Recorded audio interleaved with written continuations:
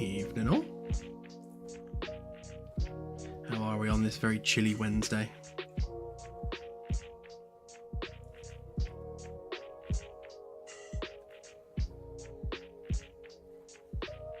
Although we weren't graced with any snow, sadly. Apparently it's been really bad up north, but all we've had here down south is just rain. Rain and more rain.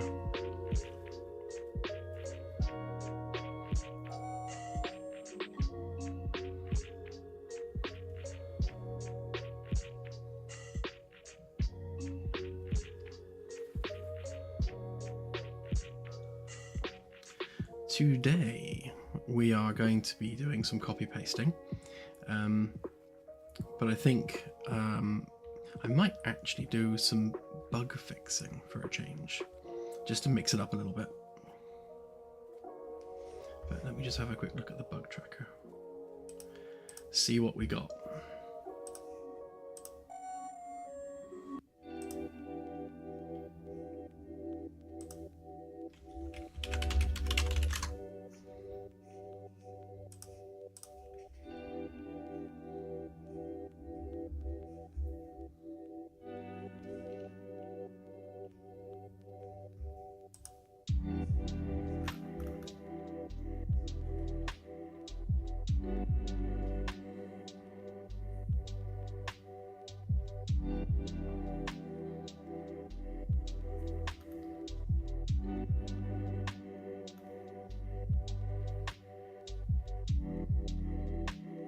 There's a few things there we can probably have a go at fixing. I'll tackle that in a minute.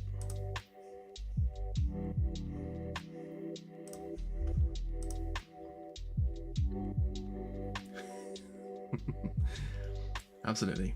Exciting copy pasting.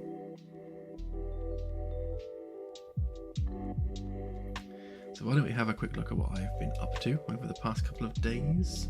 Just switching to mini-me. Probably right easier if I show you an engine, actually.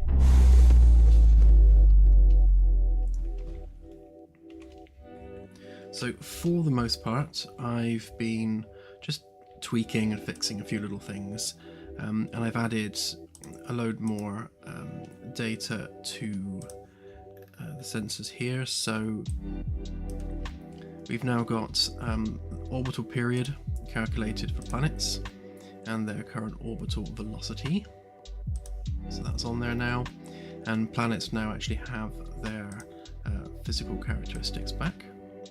And you'll notice that I've also changed how life and tech are highlighted. So if we go back to that one, you can see that they now light up depending on whether life or tech is detected on those worlds. These are independent of one another, so you can have worlds with tech and no life, and vice versa. So hopefully that's a little bit less bodged compared to the previous solution.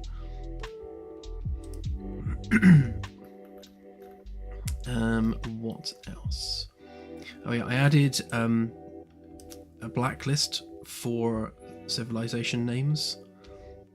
So this is the Hag homeworld, and I'm sure a few of you know what it used to say. So we now have a blacklist of bad words that it will filter out, and just basically it's a really simple approach. If the word it picks is in the blacklist, it will just pick another word. Simple as that, really. Nothing too extreme.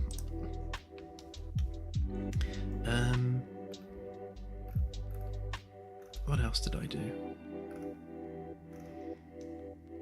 Oh yeah, one thing I started doing is, so when we are laying out the planets within a system, and this is more relevant for tiny systems, so if we go for an L class, you can see that the distances from the star are relatively small.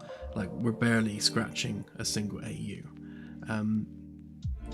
So when we're running our calculation for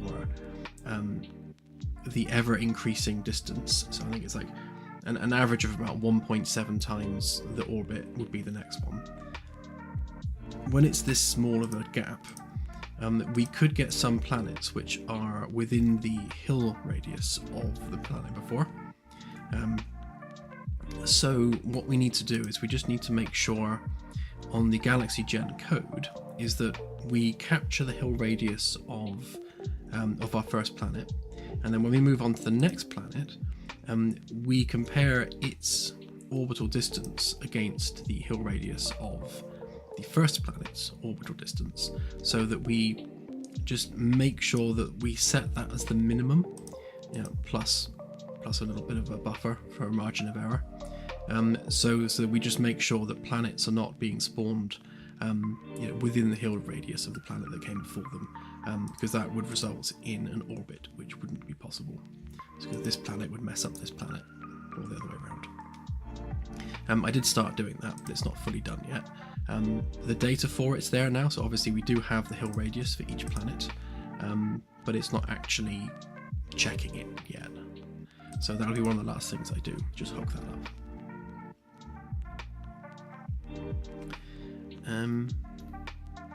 Yeah, that's about it really. Other than that, it's just been just little tweaks here and there, just to smooth everything off and just make sure everything's as it should be.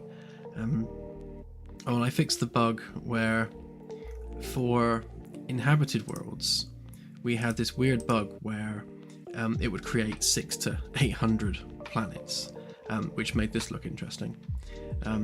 But I fixed that now. So what it was doing, it was for worlds that we're populating, or rather we're pre-populating with an FTL civilization, we obviously have to make sure that they have an Earth-like world, at least to begin with, and in the future other types of inhabitable planet. We need to have them in the habitable zone, so we can't spawn planets from the start outward, because there's no guarantee that we'll have one in the habitable zone. So we have to place the first planet within the habitable zone, work backwards towards the star until we hit the dust sublimation line or the Roche limit of the star.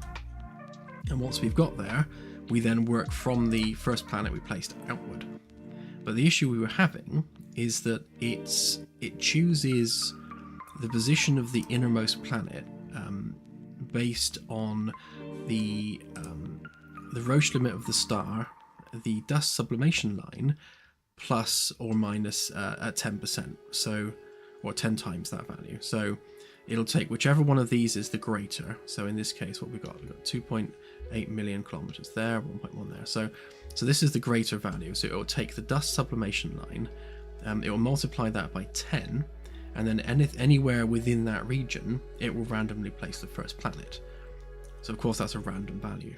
So what it was doing is every time it got to the first planet, it was picking a location within a random value, and then it was placing planets either side of that and getting itself into a bit of a loop.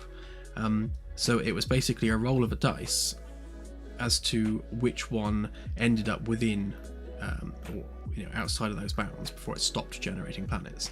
So that's where we had a situation where it was just bouncing back and forth creating planets until we had like 800-900 planets in a single system before it gave up, which proves that we can have 800 or 900 planets in a single system. It was working, they were scannable, and performance wasn't too bad. I mean, it was a bit flaky, but it wasn't too bad. But we're never gonna spawn that many planets, that's just mad. But as a stress test, we can have hundreds of planets and the system handles it absolutely fine.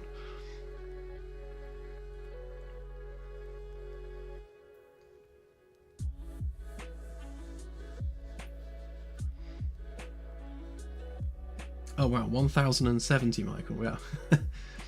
That's definitely the biggest one I've seen so far. I think the largest I found was like 917 planets. Craziness. But yeah, that's definitely fixed, so we won't have that issue anymore.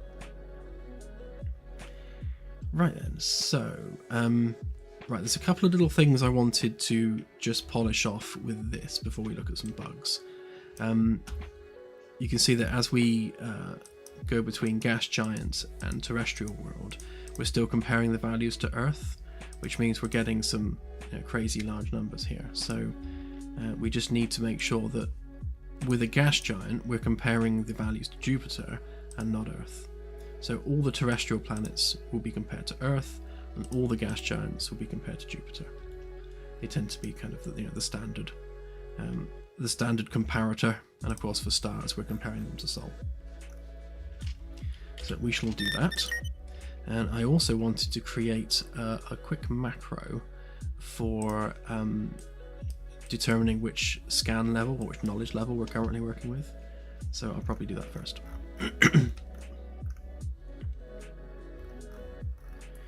I don't think so, Firstus, no, so we can fix that while we're here as well.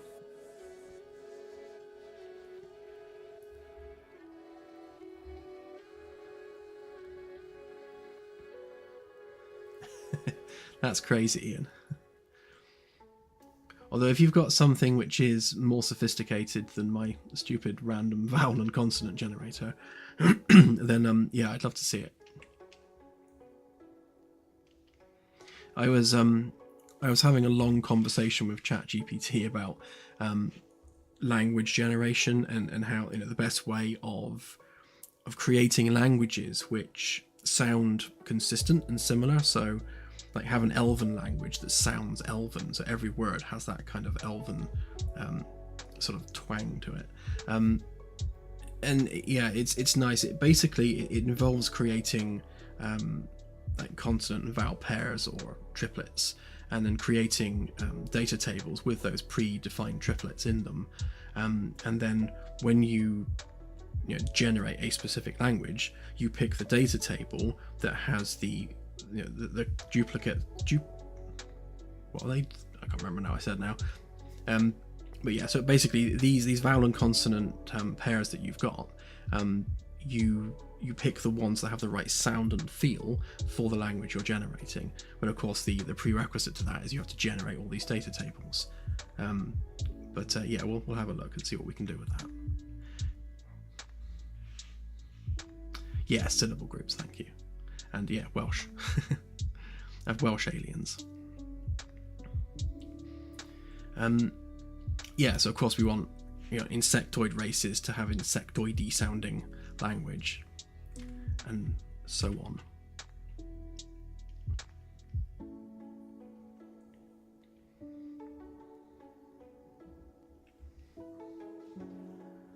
Yeah, I can definitely I can see some similarities with Welsh and Sindarin, or Sindarin, not sure how you pronounce it.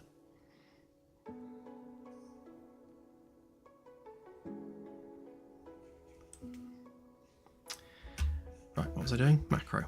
Let's make that macro. So, did I already? Okay, so I've got that macro. What are you doing?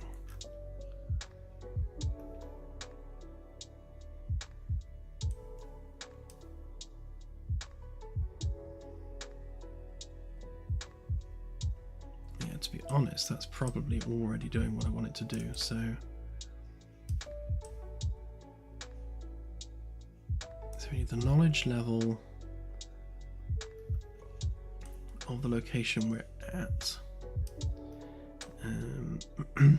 Might be an easier way of doing this, actually. So if we get our sensors data.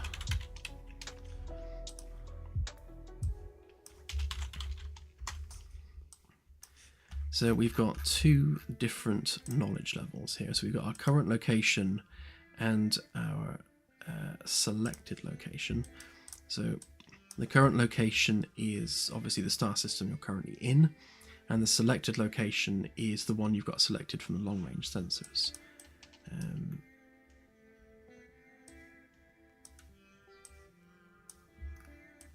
So we need to drive that. So rather than giving that as an input, we can drive that based on a Boolean instead.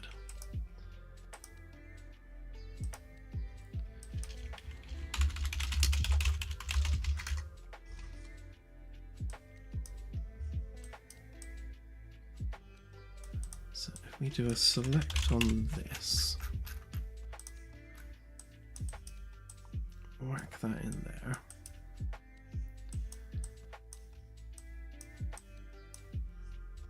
So if current location is true, we use our current location knowledge, otherwise use the selected.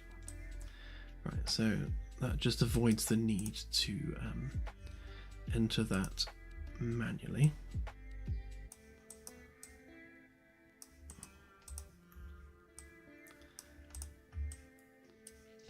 And then the rest of it should be fairly straightforward. So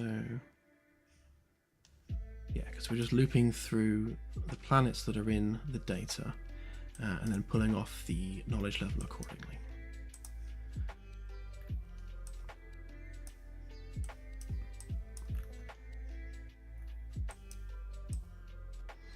Now, as to which of these we're using, that's going to have to depend on whether we're doing a long range or a medium range scan.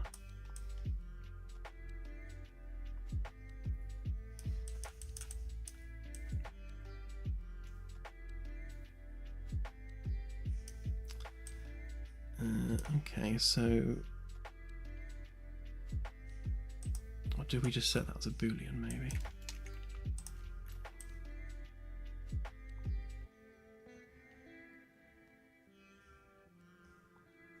Oh, actually,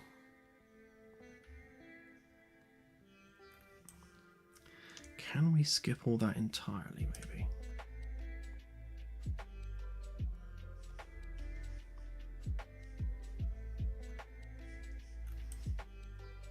So I've been trying to basically drive some efficiencies in the code here to try and get this running efficiently as possible. Hang on a minute, let's give that its pin back.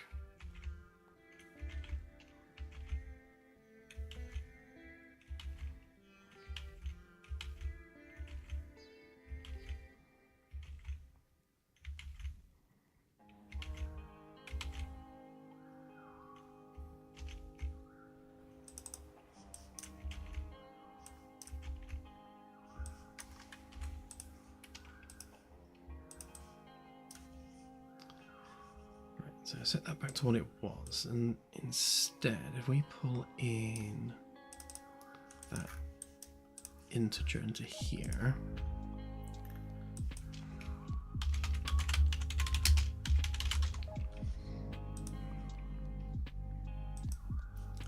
because then we're only generating that value the once.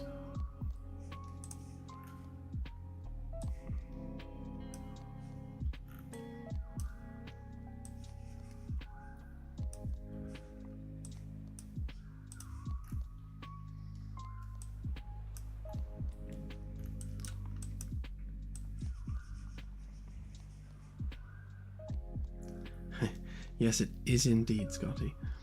It's, that's all the individual text fields.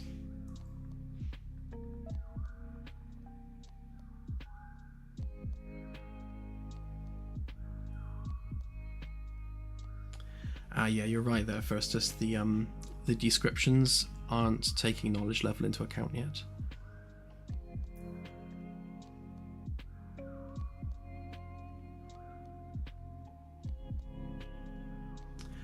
Yes, I most definitely am, Lars. I've seen everyone so far. Well, to be honest, I've been watching SpaceX since the Starhopper days. So, yes, very, very excited to see IFT7.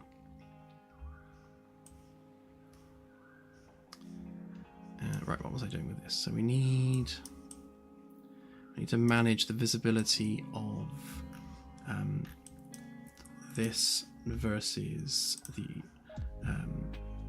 scan level required overlay. So that's that one.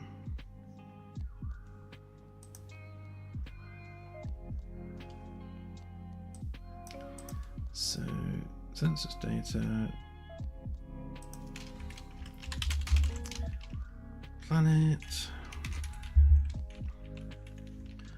orbital L1, Again, trying to keep these naming conventions a little bit more consistent.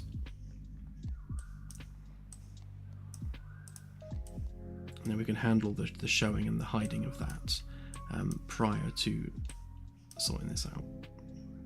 In fact, we can probably avoid populating that at all, just to save on a bit more code if we're not at the relevant knowledge level.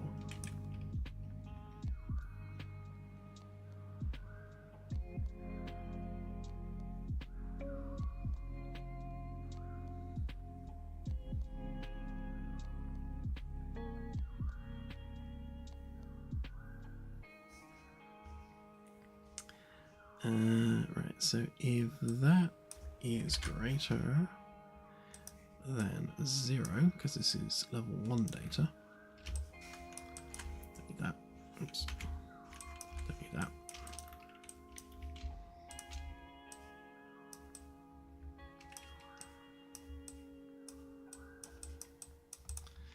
Right, and then we need to show and hide that and the actual data itself, which is that one, which means that needs to be a variable.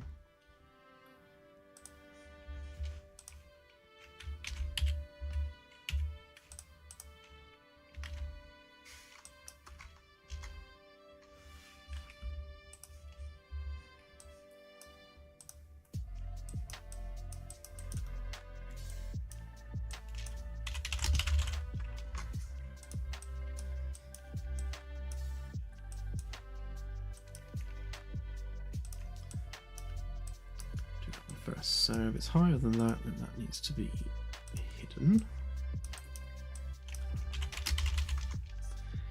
And if it's not higher than 0, then that needs to be hidden. And then the opposite of that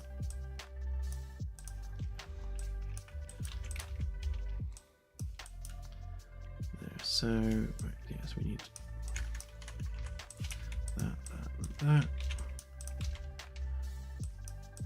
Stick them the other way around.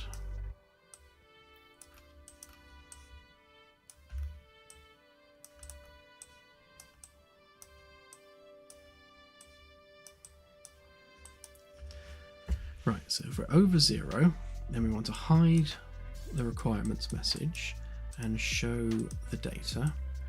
If it's not above 0, then we want to hide the data and show the requirements message. Okay.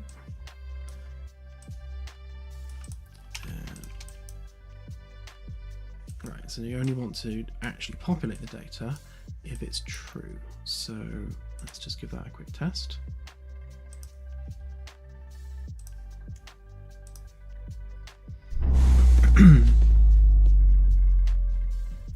Hey Lurie, all good, thank you. Actually, hang on, back of my head, I think I've forgotten something, and that would be to plug that in.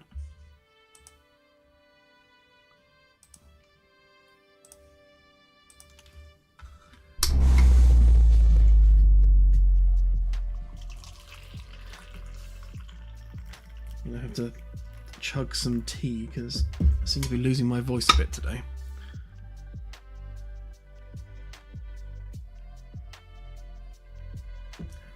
Ouch, scaldingly hot.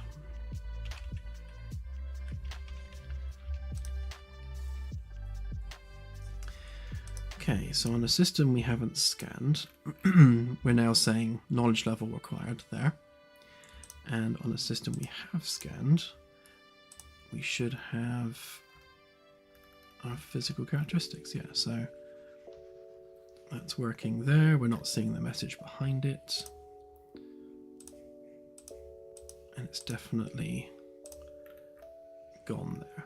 Okay, so we just need to do the same for the orbital one. Actually, didn't that say orbital on here?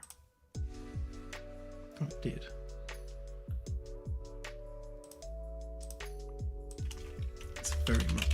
not the orbital data we're working with there.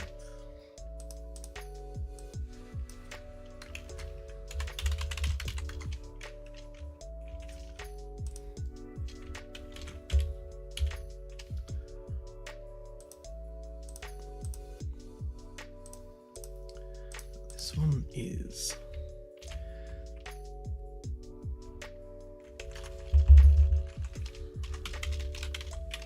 right, so you are the orbital one and you are the data.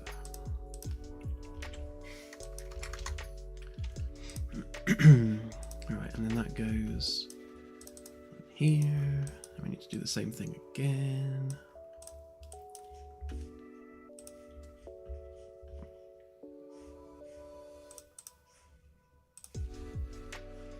So we need that, and we need that,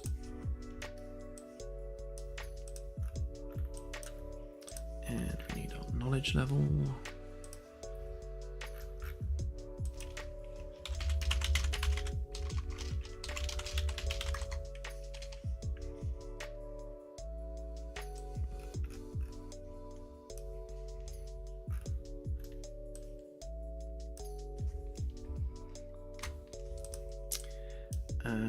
Oh, actually, no, we don't need that, do we? Because I think we'll keep the orbital data as level 0 knowledge.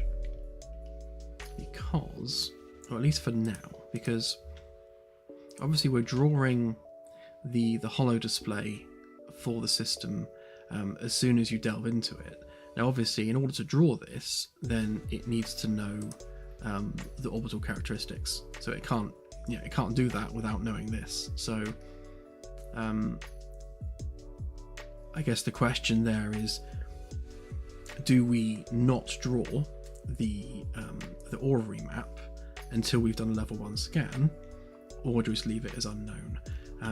I think my preference is just to leave it with unknown planets, but at least see the orbits, so that we know that there are things here, but we don't know what they are.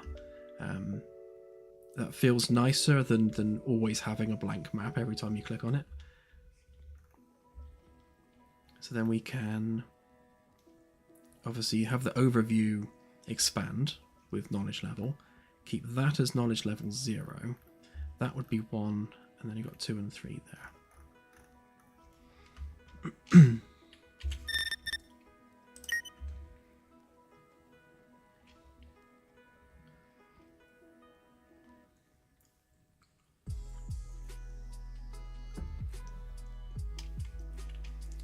Yeah, I think having the orbits there to begin with is definitely preferable, which means we don't need that. So that can go away, means we don't need that. And then on the orbital characteristics here, we can get rid of that overlay. And then that does not need to be a variable. Okay, so that's that one, and that one. Right. Now this one does need to be shown and hidden.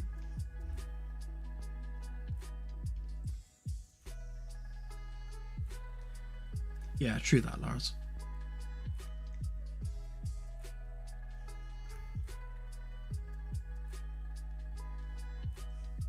Yeah, I think we'll so we're using the old layout there. So if we get rid of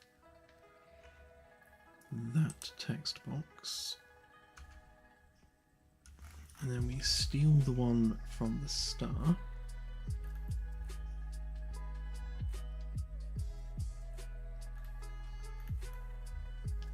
Just there.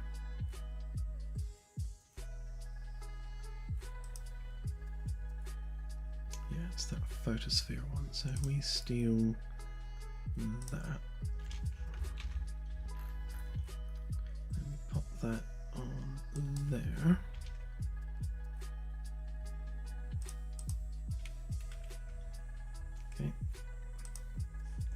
And I think that was position 16, and that was 30 or 40. 40, yeah. What's that one doing? So 16 and 40, and that one is 16 and 40. Okay. Again, just trying to keep them consistent.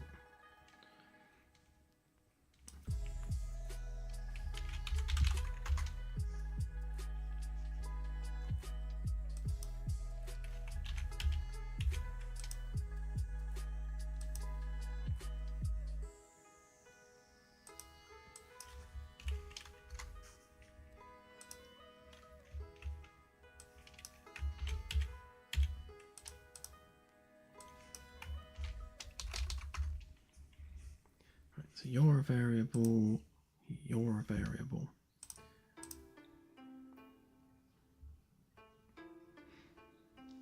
Okay.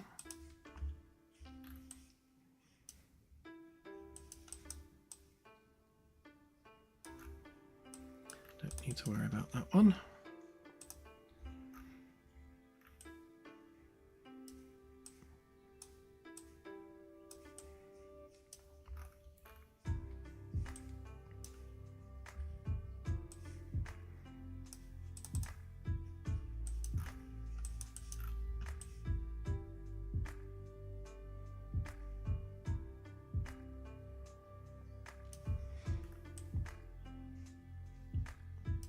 Okay, I did this one a little bit more sophisticated before.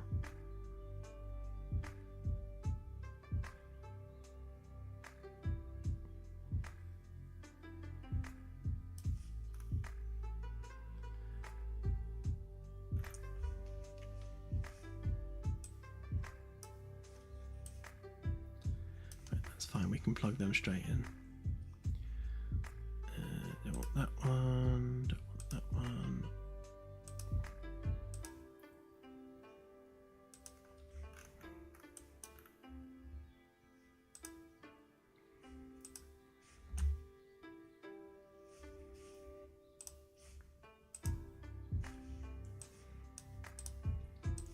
So that one goes in there. And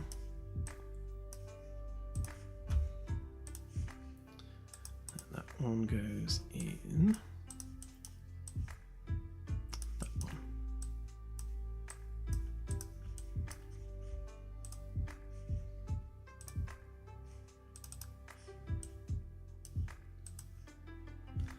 We just need to rename these because it's not photosphere on this one, it's atmosphere.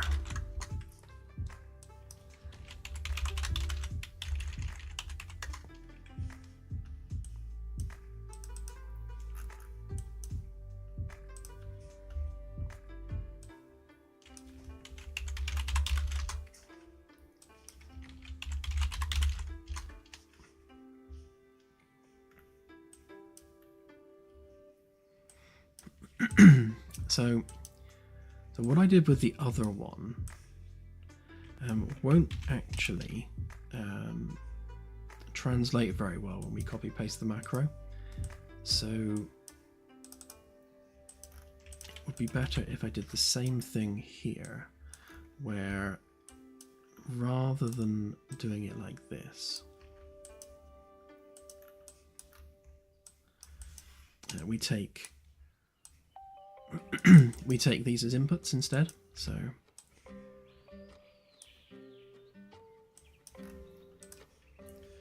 this one is doing with physical, aren't we? Yeah, so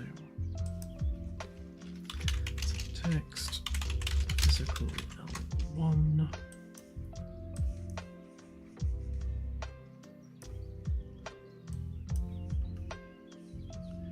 And that is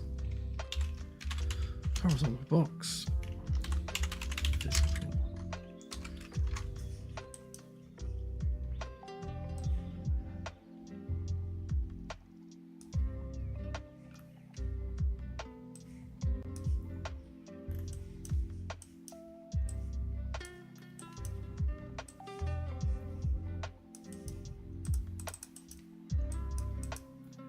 And the reason we have to do this is because we are reusing this to do different sensor scales. So the medium and the short range sensors are using the same macro.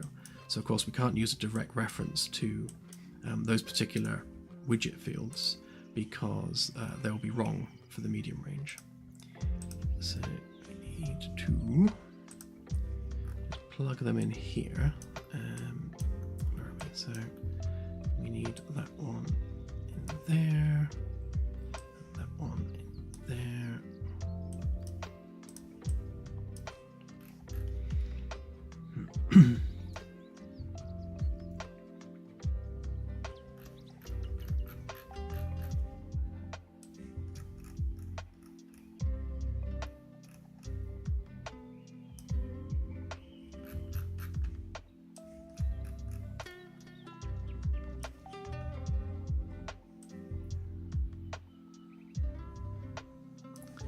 Okay.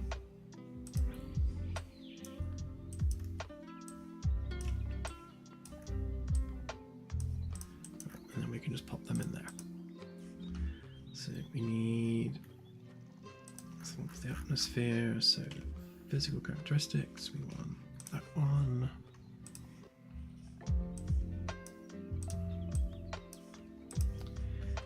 And that one.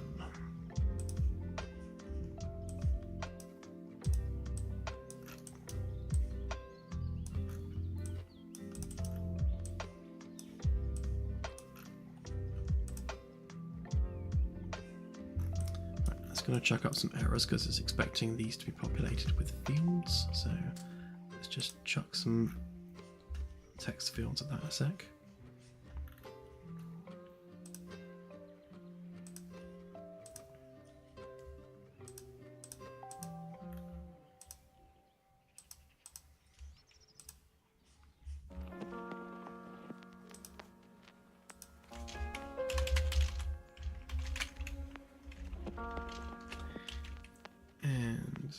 Sort out our naming convention.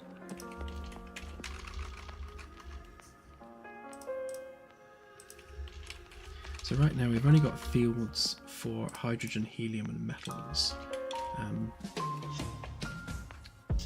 which is relevant for gas giants but not so relevant for normal planets. Metallicity is certainly not needed.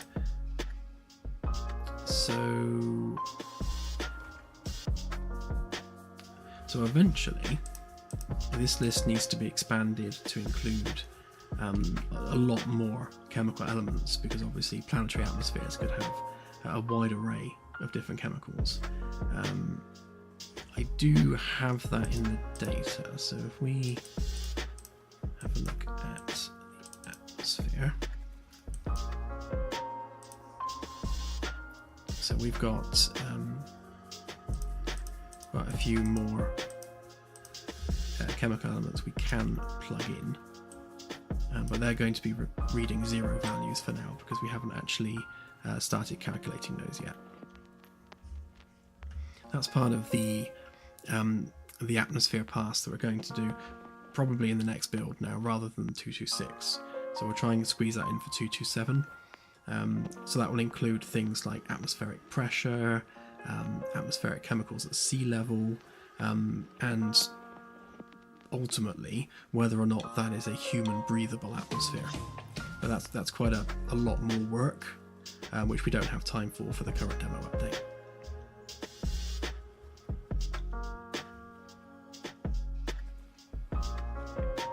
Right, so that's that one, so we need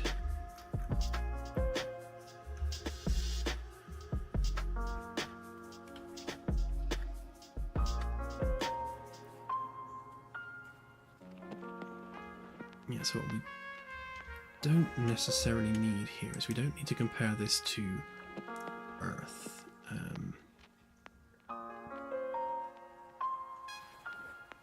Yeah. Which means we can get rid of that and that.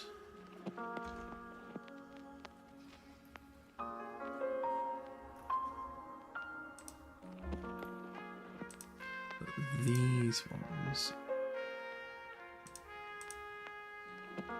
some of these will need to be variables, so Actually, no, they won't, because those will always be percentages. So that's fine. And then metals can be others. We don't need that. Don't need that.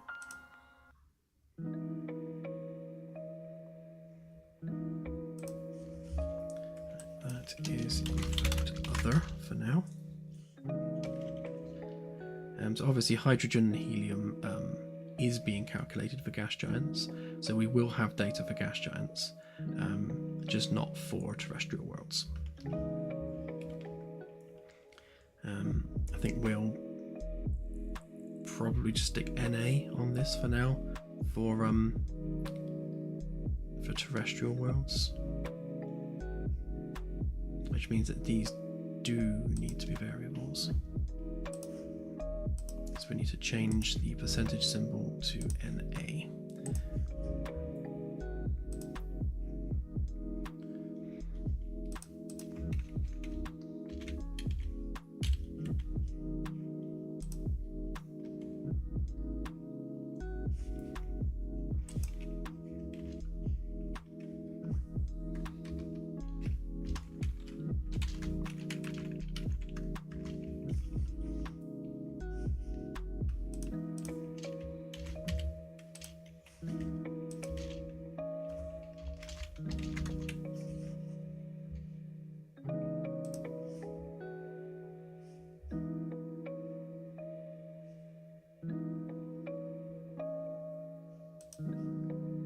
Oh yeah, that should have been helium.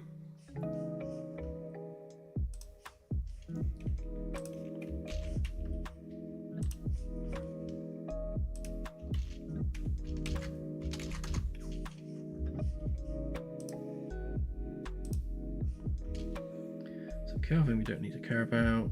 Hydrogen, helium, and then metals, which is technically other for planets.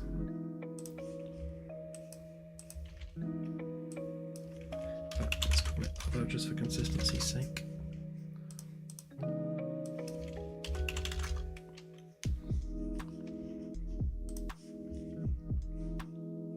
Right, so we've only got the 4 data points there, which means this box can be smaller.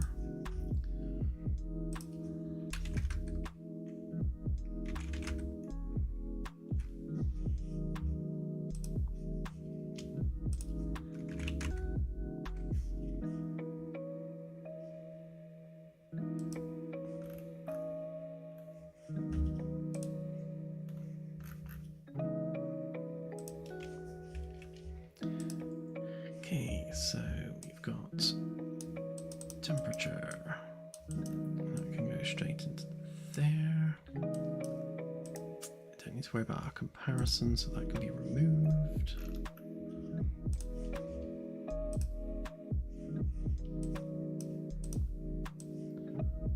Hydrogen, and we'll rename that to the symbol.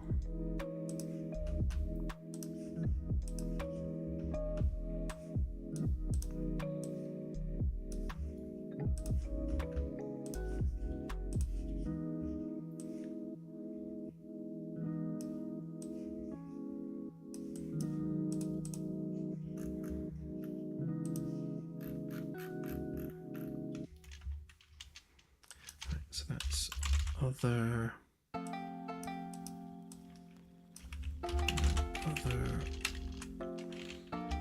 percentage, whoops.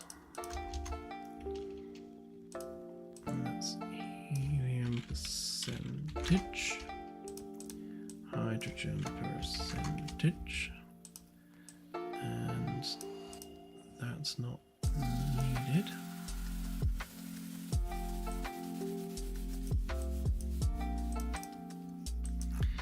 Same on here, so don't need a comparator for the temperature, and these are percentages. Oh yeah, and we don't need metallicity.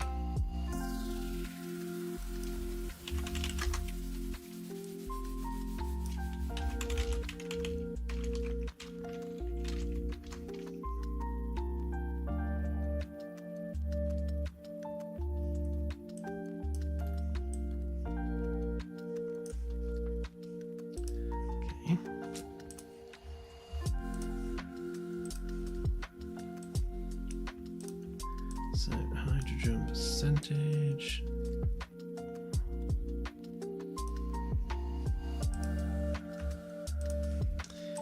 Helium percentage.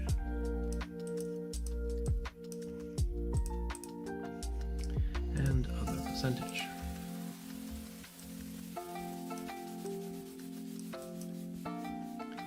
And then yeah, those two metallicity ones can go, we don't need them. Right, and that should compile now. After I refresh that. And after I fix that.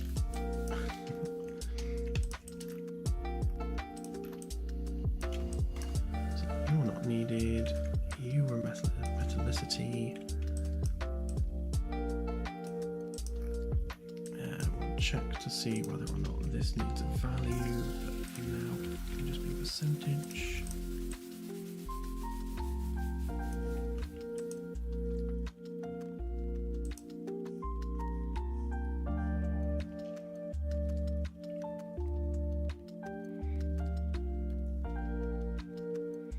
Hey, Lockview. Yeah, we've been doing face cam streams for a couple of months now. Bit nervy at first, but I'm used to it now. Right, let's see how much broken this is.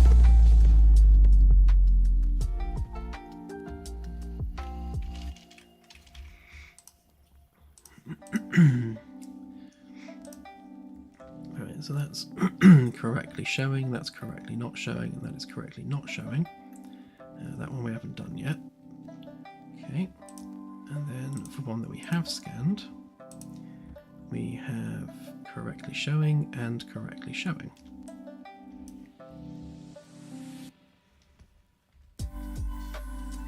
Okay, it's nice to have planet temperatures back actually, because in some occasions it's been difficult to debug not having the planet temperature, and in fact, case in point, let's just go to their home world a minute, cheat our way over.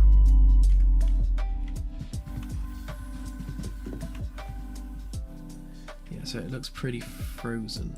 So a lot if not all of these inhabited worlds are coming up at the low end of the temperature range. So this one's showing 232. Yeah, that's literally right at the lower end of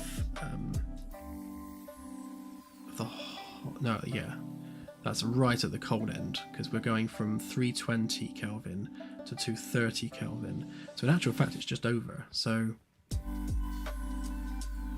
where are we? So the planet's habitable zone is 0.66 to 0.128. And this is using, I believe, a bond albedo of 0.5 to calculate this, based on this temperature. I'd have to double check. So this one being practically at 1 AU should be smack bang in the middle of this temperature range. And yet, for some reason, its temperature is lower than we're expecting it to be. So that needs investigating, because at that distance, it should absolutely be between these two temperature ranges. Yeah, so that's not quite right.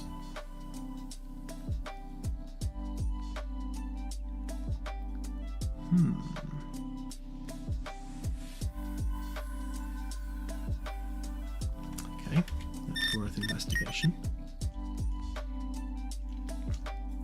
It is Zephyr, you're right.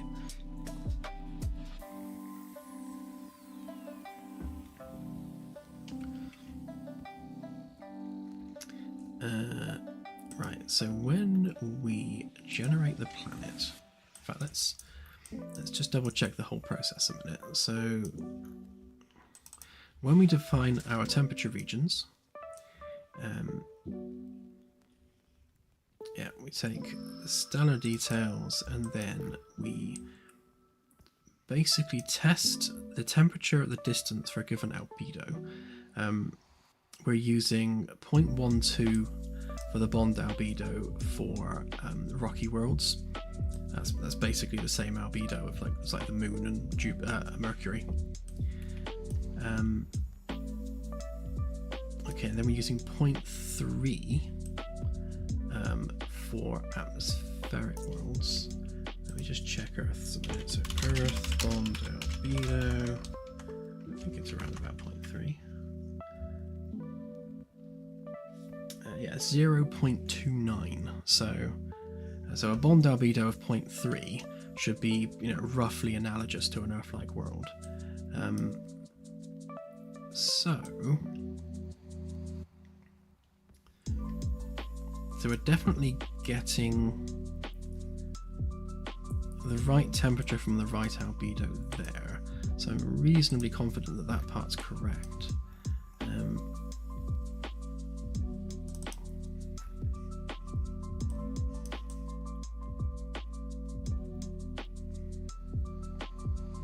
So we're checking our equilibrium temperatures here. Actually, that's that needs updating to the new values. I've made the temperature range slightly wider for Earth-like worlds, so that we're taking atmospheric conditions into account.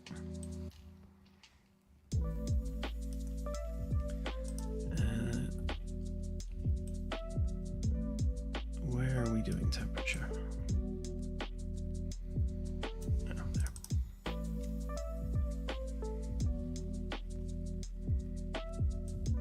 So we're using 0.5, that should probably be 0.3.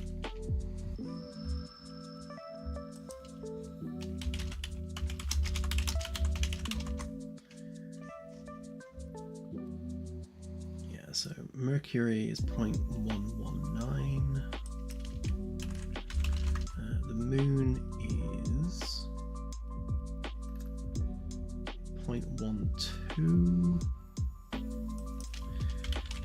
Mars is 0.25.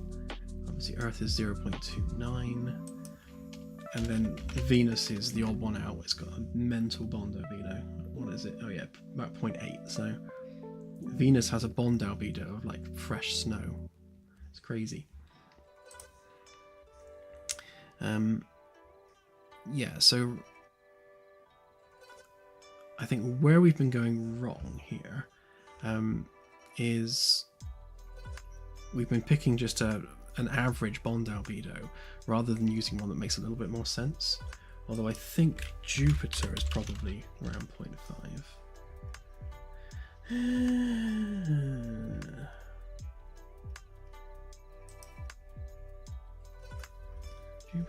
Jupiter.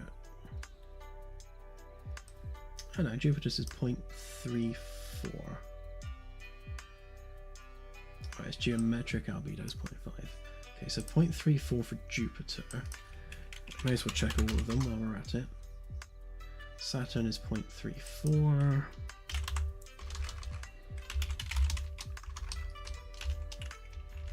Obviously, we have no way of knowing what type of world it is at this point. Okay, Uranus is 0.3. And Neptune is 0.29.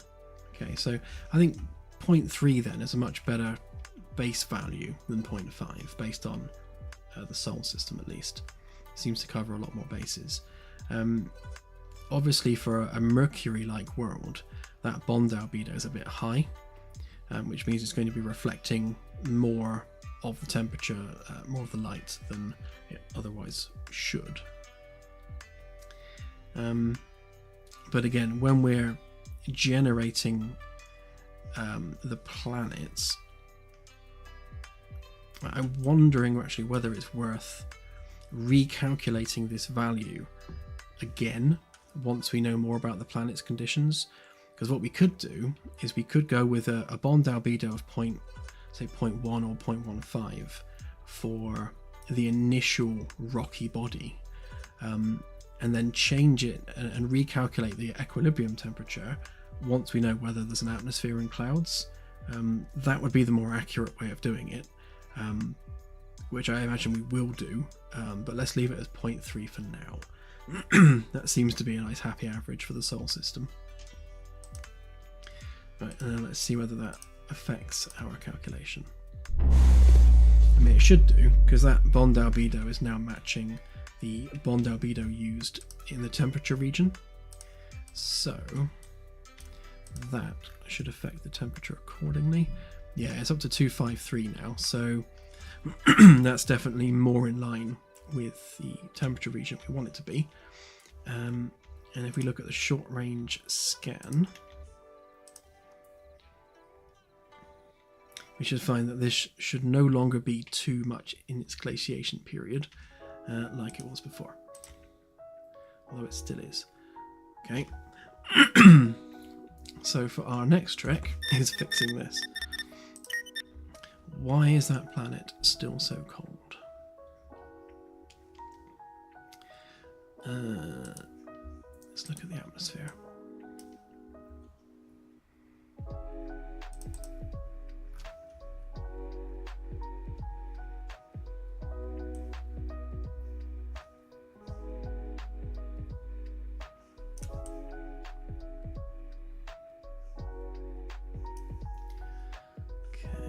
So we're setting the atmosphere.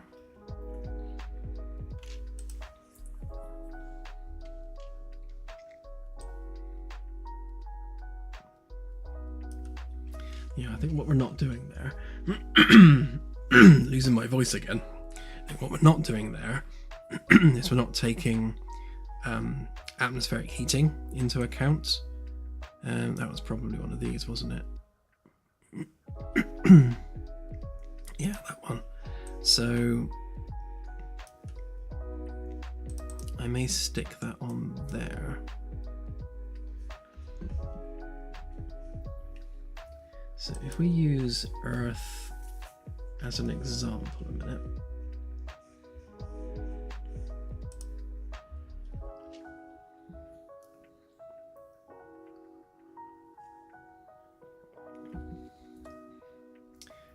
Yeah, exactly, Firstus.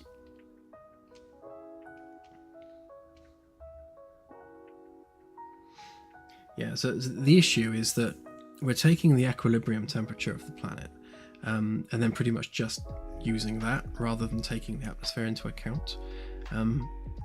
We were doing that arbitrarily, and then we went to do it more, more scientifically with actual chemicals and everything. But we just haven't got that far yet, so we need to bodge it a little bit just to add a little bit of global warming. So if we use Earth as our example, so I think Earth's equilibrium temperature is something like 255, if I recall. Earth equilibrium temperature, yeah, exactly 255 Kelvin, and it should be 288, I believe, with the atmosphere. Yeah, it is. So yeah, so Earth's atmosphere heats it from 255 Kelvin, being its base temperature, up to 288. So what percentage was that? So that was 255, what's that? That's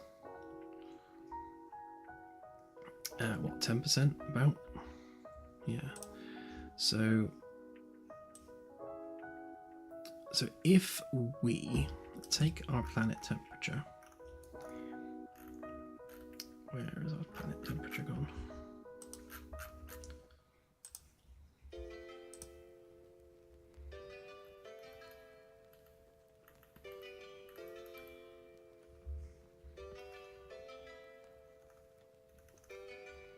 So of course these values need to be stored separately, because it's good to have a comparator between the equilibrium temperature and the actual surface temperature. Do I have a variable for that? Yes, I do. Right, so I'm assuming that we haven't plugged this into anything yet.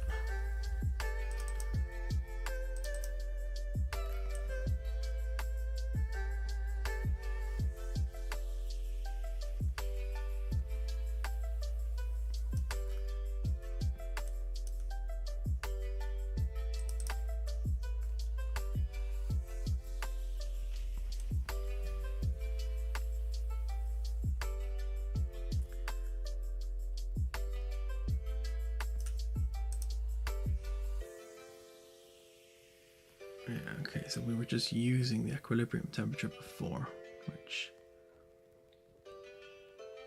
is no good. So that's the old way of doing it.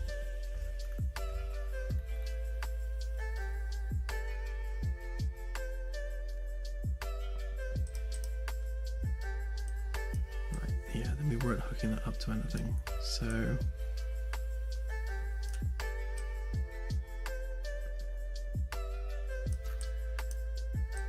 where's the atmosphere?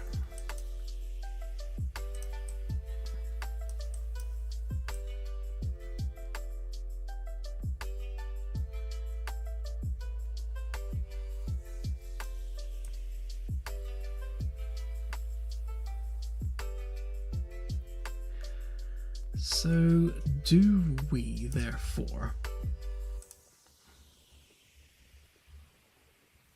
so I'm just thinking, obviously we have our equilibrium temperature, which we know is accurate because we're calculating that reasonably intricately.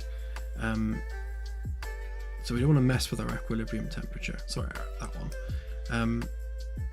But our average temperature really is what should be going into the atmosphere data.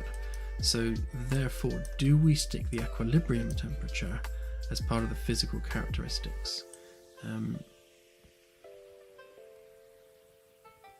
To be honest, we probably should, because the equilibrium temperature is something that you can calculate from these values, so it makes sense to include it as part of those values.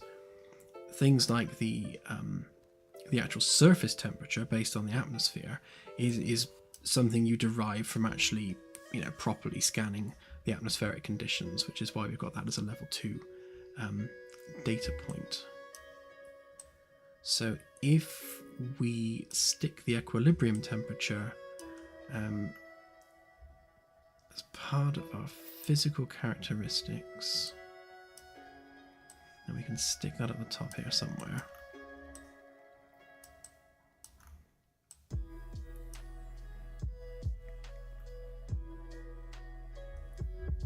And we do have it there already. Oh, okay, that saves me having to add it.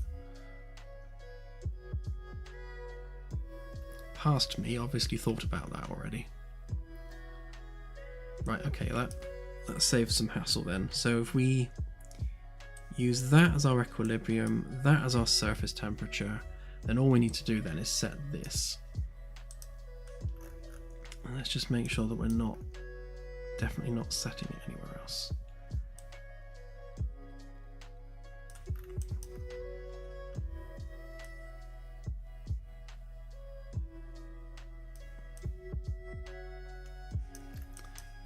Okay, so if we add it then as part of the atmospheric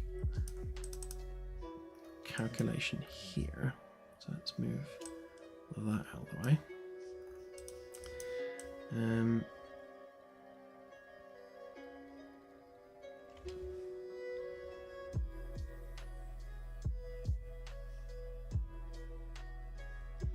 Right, so this is our simple comparator to see whether or not we're removing an atmosphere. So if the Kelvin temperature is too high, then of course the atmosphere will have burnt off. Or if the planet mass is too low, it couldn't hold on to an atmosphere anyway. Otherwise, give it an atmosphere. And then this is just for the shader that renders the atmosphere. So how opaque the atmosphere is, i.e. how thick it is depending on how much mass the planet has. So the bigger the rocky body, the more of an atmosphere it collects.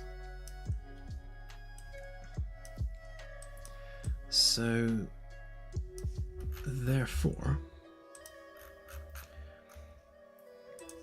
if we take our average atmosphere temperature there and quite simply take our equilibrium temperature and then we'll multiply that by 1.1. In fact, let's multiply it by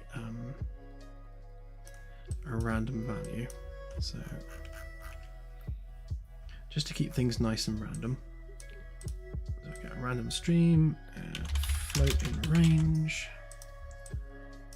and so if we do that from, oh actually we can do this. We can do this even more in line with the science. So if we have a range of mass fractions, that's basically like dwarf planet sized up to Earth.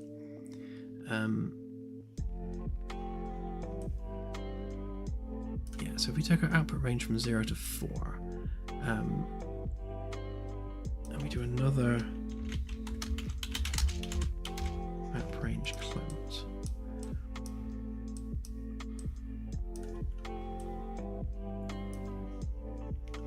So ideally, again, a future job here, we need to have a much wider range of atmospheric densities, because obviously we're stopping at Earth, which is no good. So this needs to be a lot more science driven, as opposed to just an arbitrary mapped range. But for now, we will use that. So if we go from, so our input range is 0 to 4. So obviously 0 is no atmosphere at all. So if we go from a value of 1, which is equal to the equilibrium temperature, to I think Ian was saying 13% there. So if we, at the absolute upper range, if we go for maybe 15, so that would be 1.15.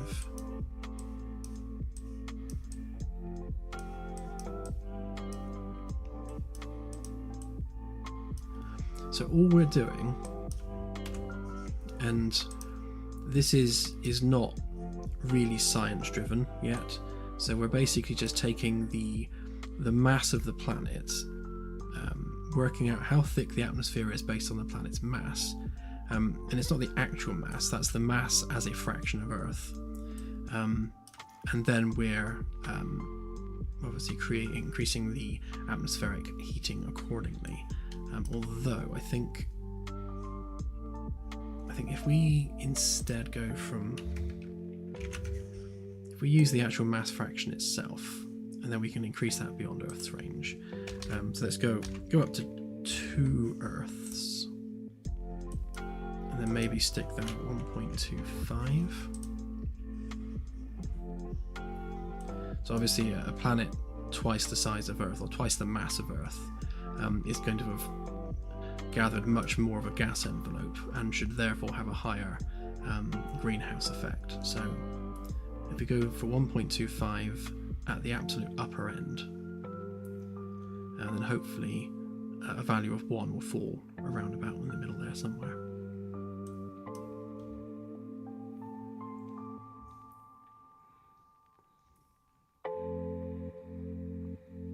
Yeah, true. It's kind of science light, I suppose you'd call this.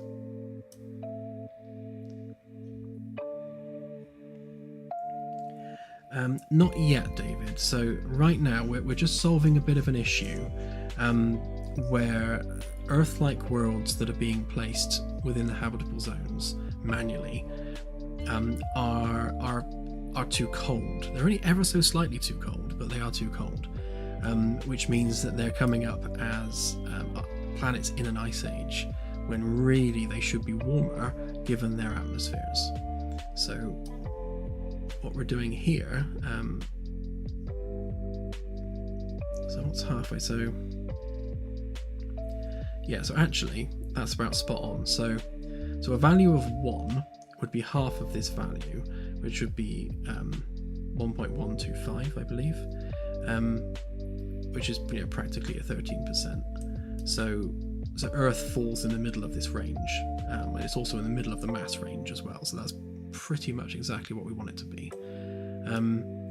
Obviously, driving atmospheric density based on planet mass directly isn't quite accurate. It's more of a bodge than anything else, but it'll do for now, at least until we build the system properly. And yeah, Anasi, so we're not building the system for greenhouse gases, but we're bodging the system for greenhouse gases for now, just for the demo update, to fix planets being too cold when they shouldn't be. And if you want an example of how we're going to do that, so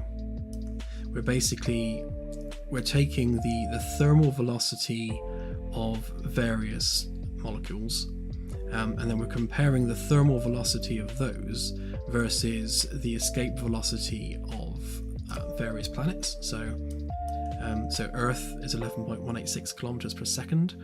So you can see that the thermal velocity of these elements are below the escape velocity of Earth, therefore Earth can hold on to them. However, that's only at face value because that's not taking temperature into account. So there's an equilibrium temperature element to this, which changes these values. But at face value, Earth should be able to hold on to these elements, as should Mercury. But again, Mercury being so hot and so close to the Sun, in fact can't hold on to a lot of these elements.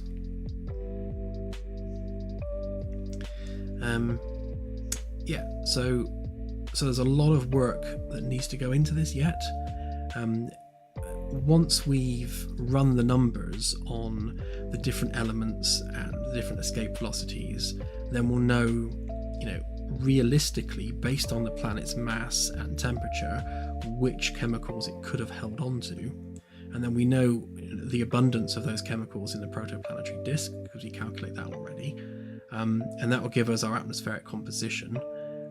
Obviously there's some randomness there, depending on just what chemicals were present. So once we know what chemicals are in the atmosphere and how much atmosphere that actually is by mass, then we can work out things like atmospheric pressure. So like right here, the opacity of the atmosphere, again driving the shader, will be driven more based on the chemicals and the colors. Like here we've got some RGB values for each of the different chemicals, which will help us drive the color of the atmospheres, and a bunch of other stuff. So there's a lot of complication is coming for the atmospheres, but right now we're botching it.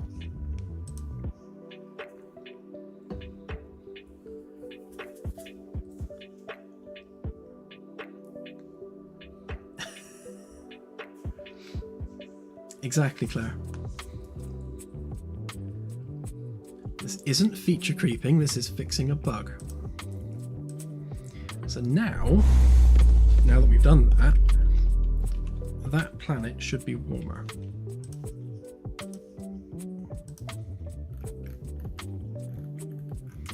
How have I looked at the planet? What are we at now? So we're at 289 Kelvin now, so it's a little bit warmer than Earth. But is it? That's the question. Ah, yeah, that's better. So you see the glaciation has now gone back to the poles because we've warmed the planet up. So that is planetary warming in action.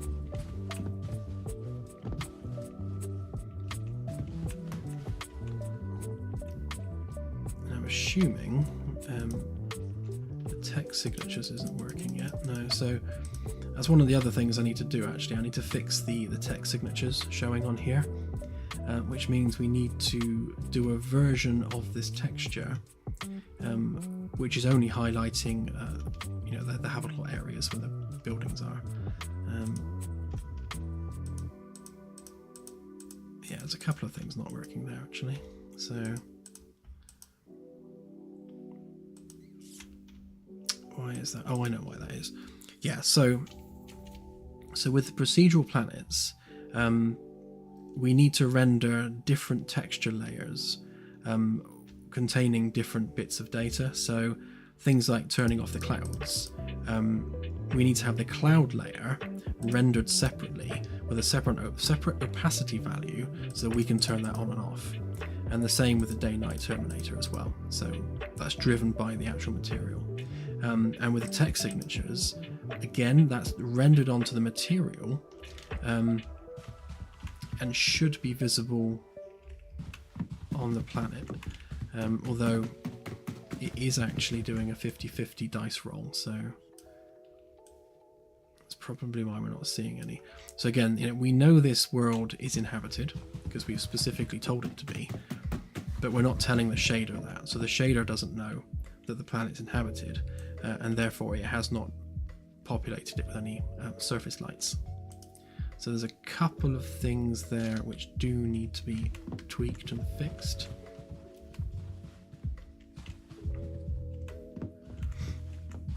I thought that was a continent, but it's not. It's literally just an archipelago, I think you'd call it. There's literally no continental mass whatsoever. It's all just completely flooded. It's like almost a water world, although not quite. It's because they melted all that ice, isn't it? It's flooded it now.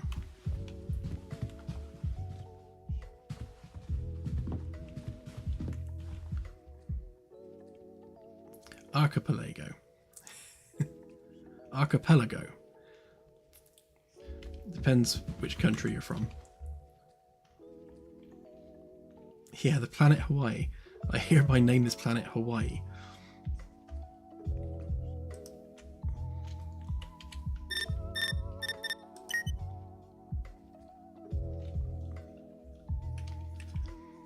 Yeah, once we have surfaces generating as well for these things, it's going to be really, really cool to be able to fly down to one of those islands and actually explore it on foot, which is obviously the ultimate goal here. Right, so we fixed the temperature problem. I believe that is taken into account on the shader, but I'm going to double check just to be sure. That one, and then we want that one.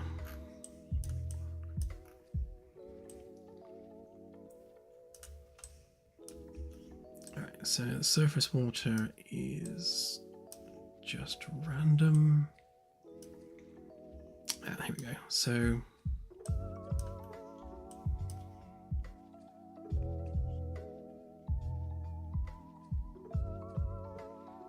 so we're starting at 273, which I believe is 0 Celsius.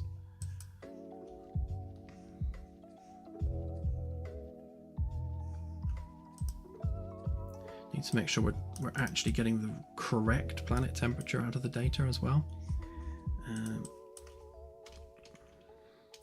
0 C in Kelvin is indeed 273.15. So basically, if the planet's surface is 0, it will freeze.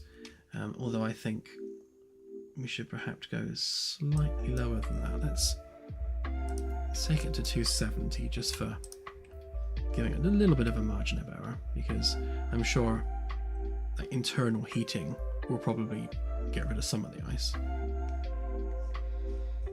And then what is 293? 293 Kelvin. Celsius, that's It's 20 degrees, so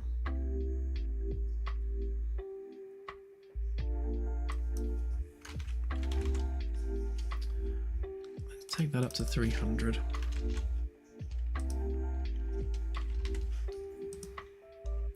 Again, just a little bit of error margin.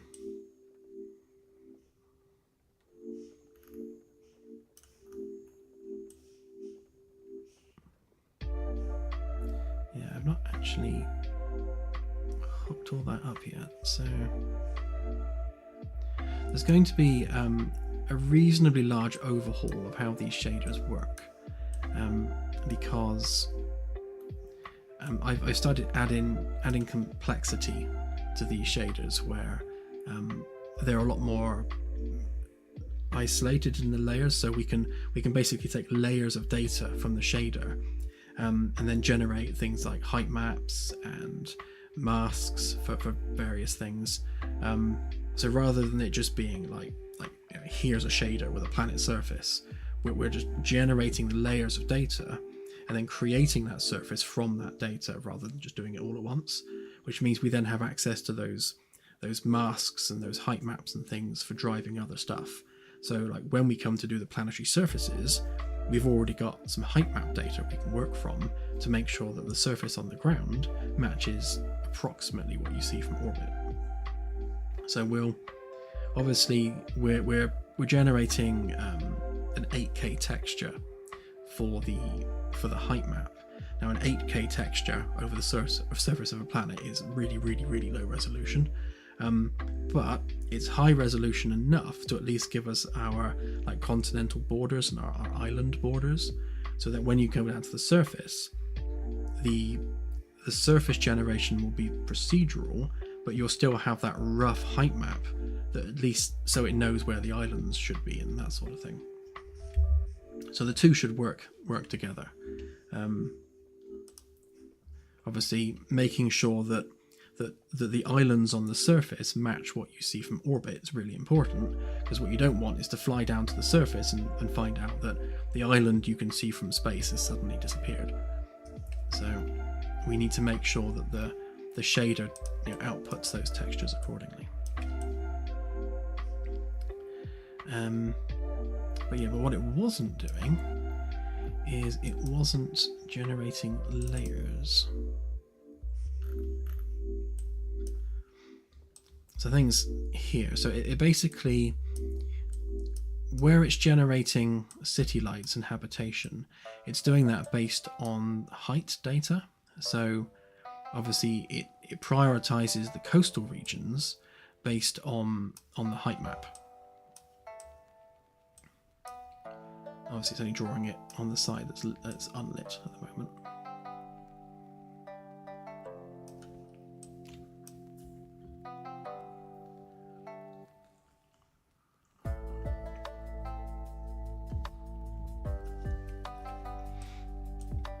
Okay, so in order to give the sensors a mask for this, we need that to be toggleable.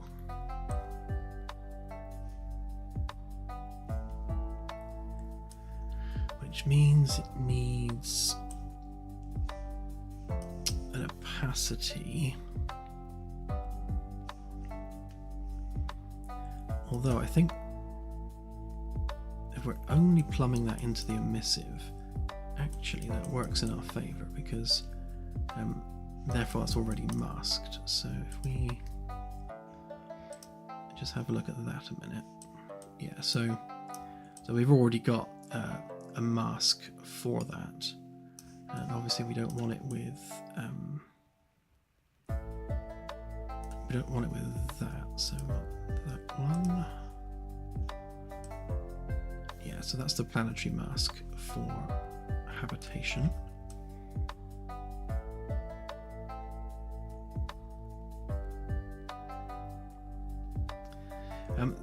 Yeah, that is exactly how it is, Retia Callum. So you can see, so based on the height map, you can see that the coastal regions are heavily populated, and as you move inland to the higher areas, you get less and less population.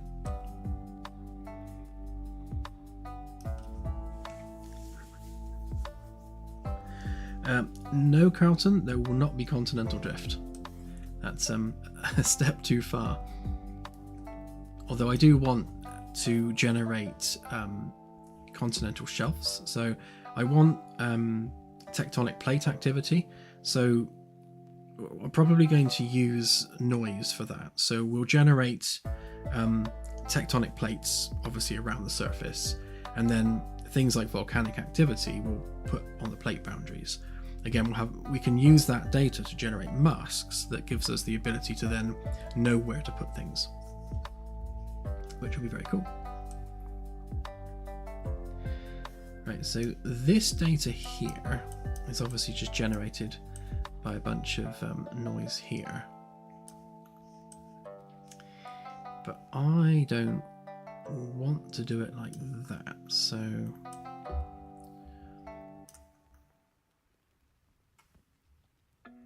I guess we need a lerp.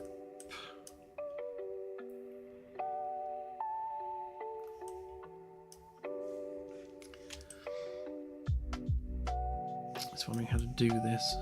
So basically, the texture we render has to include all the various elements that we want to show or not show. In fact, if I grab the Earth one, we can see how I've done it. Earth, where are you? Earth, no, that's the wrong folder.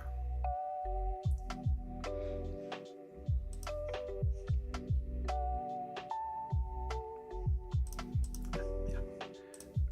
Earth.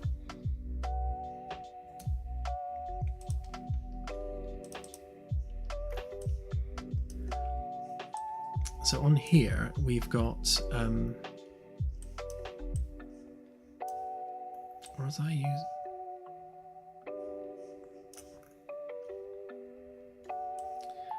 How was I doing it now? Forgotten.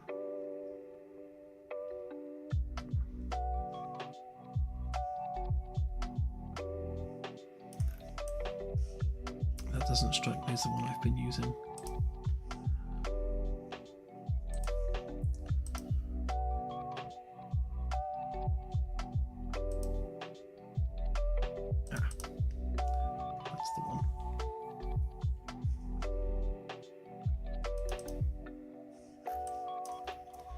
Right, that makes more sense.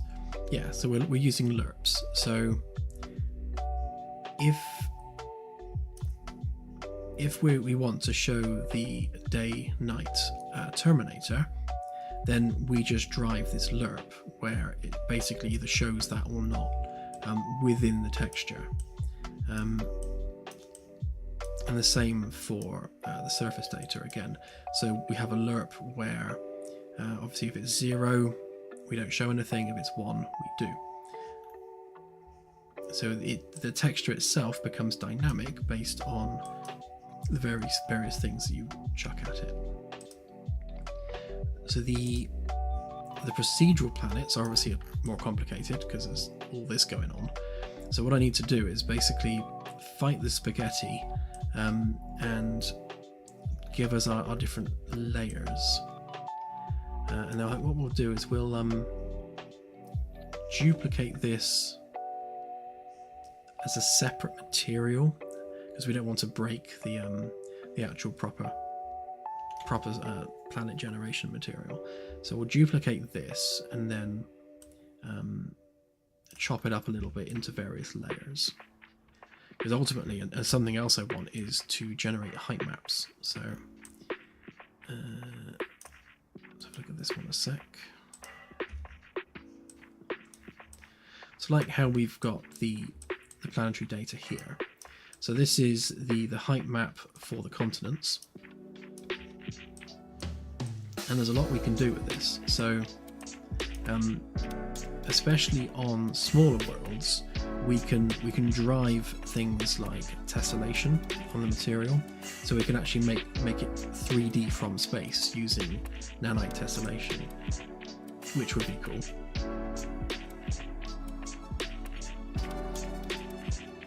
maybe we can also do that on the holo display as well, to give the planet an exaggerated surface topology, so you could actually see the mountains and things in an exaggerated way on the bridge. But that's just something I've got cooking up my sleeve at the moment. But again, all these different masks and layers and things need to be isolated into separate channels so that we can turn them on and off accordingly. And right now they're not. They're just spaghettied into the whole mess of the material. So yeah, that needs quite a lot of wrangling, I think.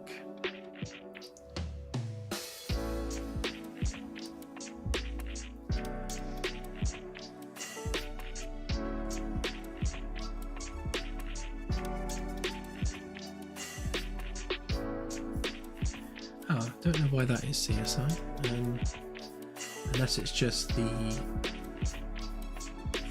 stream getting louder that I'm listening to. Is it drowning me out at all?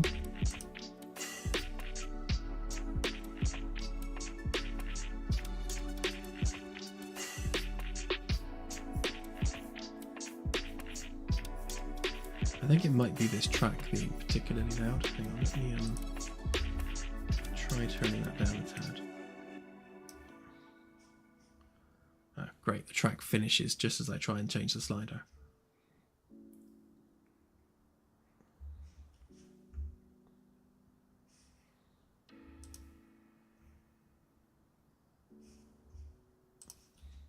And then plays a really quiet one as well.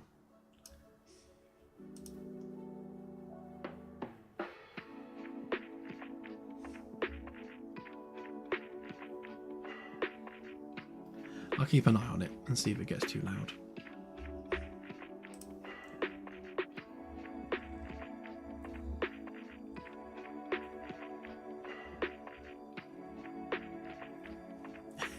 Many people say the same, David. Apparently I have a very sleep-inducing tone.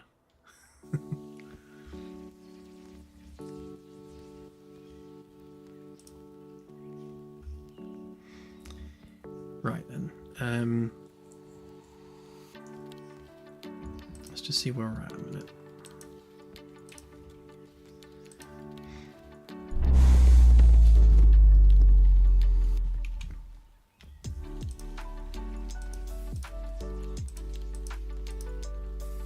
Right, so that's generating properly. We're all happy there. All good. The data is also good, although of course, so we haven't done the medium and short range version of the planet data yet. Like we did with the stars, we will, once we've got it working how we want it on the long range, we'll then copy this to the short and the medium range.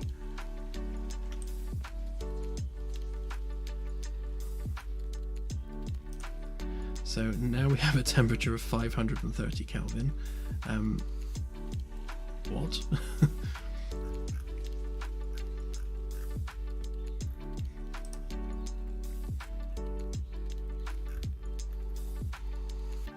Just checking the distances. Right. Oh, what was I looking at? Oh, I was looking at the wrong planet. Oh, I've panicked then. It's like, why is the temperature so high?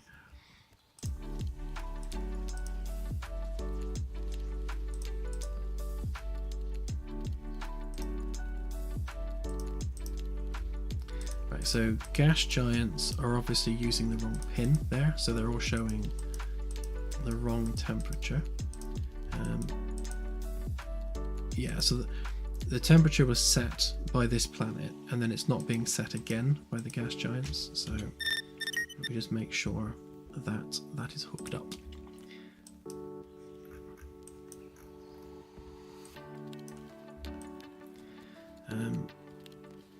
Yeah, so that'll be not being set there, so that's fine. Atmosphere, right, so if we take that, so, 530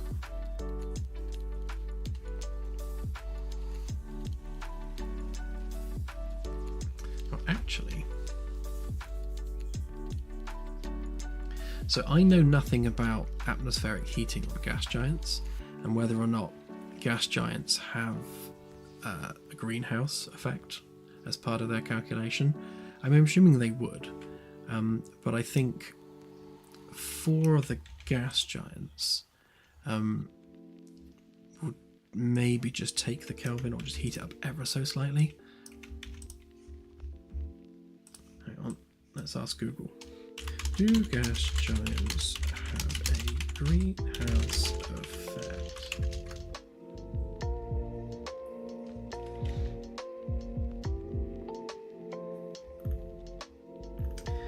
Yes, they do.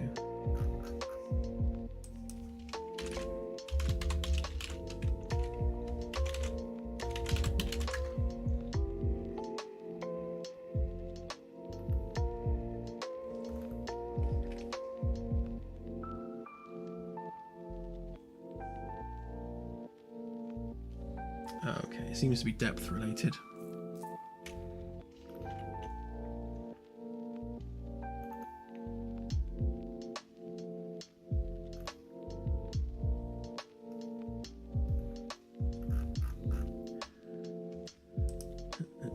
Yeah, that gets complicated. Right, so yeah, so if we're doing the same thing with gas giants, then that requires a lot more math, which we don't have time for. So, like, what we'll do, so hydrogen, helium, other stuff, atmospheric capacity, and then for the average temperature, I think greenhouse gas wise,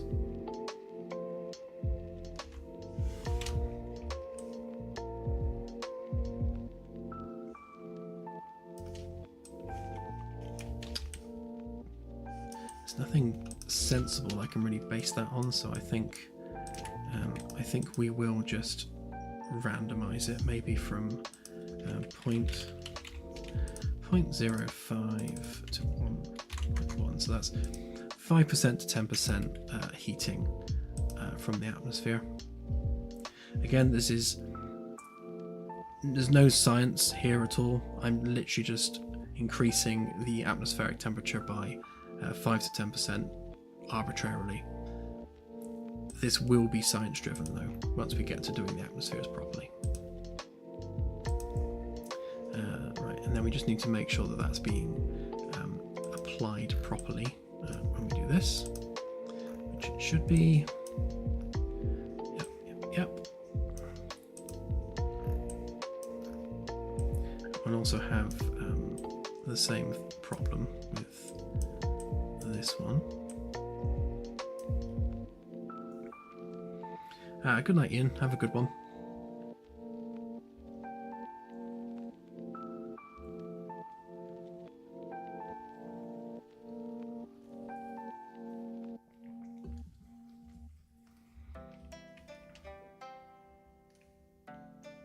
You make a good point there, David. Yes, I like that. That gives us something we can drive it from.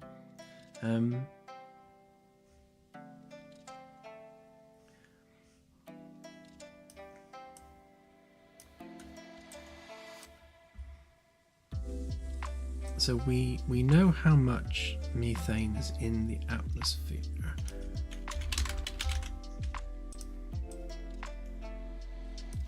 So we can derive some stuff from that.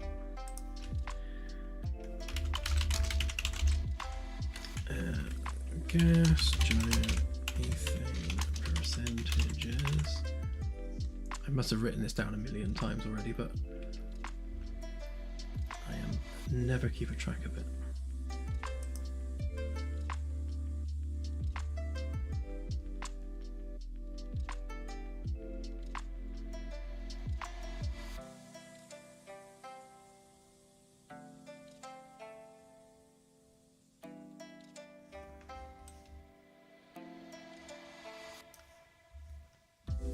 So apparently Uranus is 2.3% methane.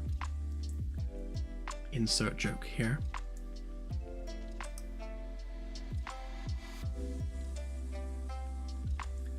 I just want a nice simple table.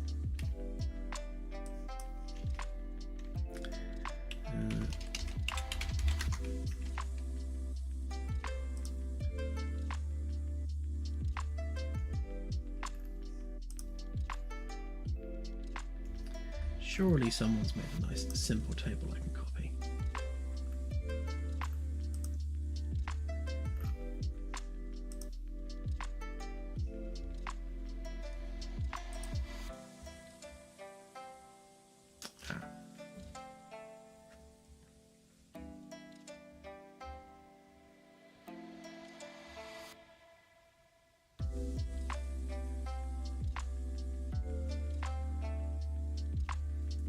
Okay, so yeah, so Uranus is 2.5%, Neptune is around about 1%, Saturn's 1%, Jupiter is trace amounts. So if we say then from 0 to 5%, and that would be from 1 to, let's go for 15%. Again, arbitrarily.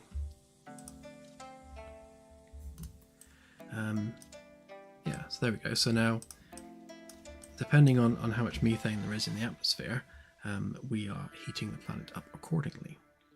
Again, arbitrarily, but it's something for now.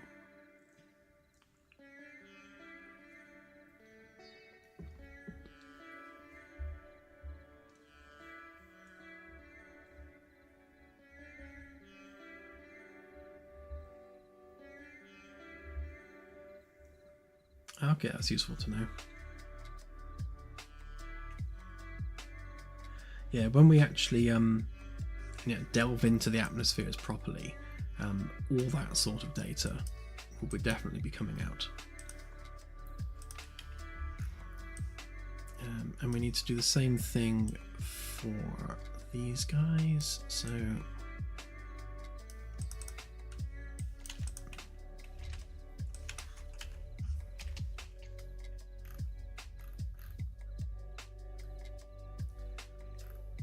for the trans-Neptunian objects, I'm simply going to set the planet temperature the same as the equilibrium temperature, because I doubt they would be different, or at least they wouldn't be significantly different. Obviously we have core heating that we haven't taken into account. That's going to be another fun one. Ooh, albedo. Let's make sure we're getting our albedos correct here. So let's use Pluto as an example. So Pluto has an albedo of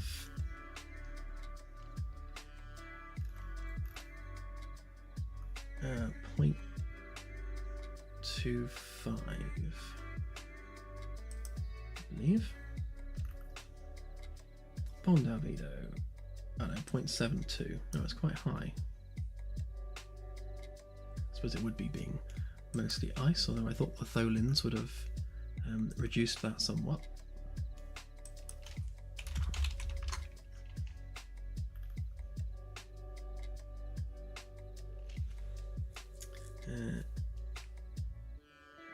Wow, and Eris has a bond albedo of 0.96. That's mad. Alright, so for TNOs then, let's go for 0.75 as a happy average, just to cool them down a bit.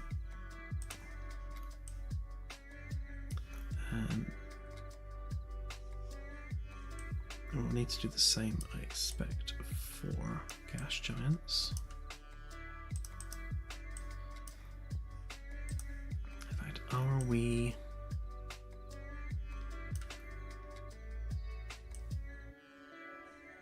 Are we not calculating that? Why are we not calculating that?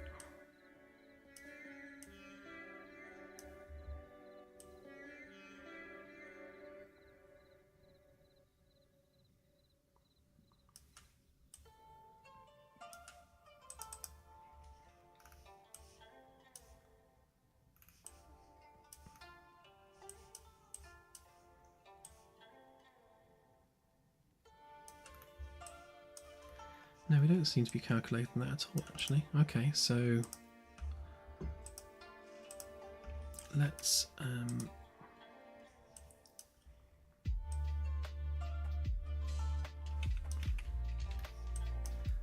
take this.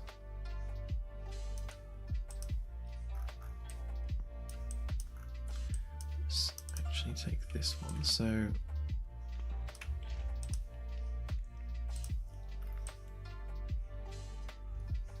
yeah, so for some reason we weren't taking the gas giant's temperature into account properly. So let's just make sure that we add that. Again, that should be around about 0.3.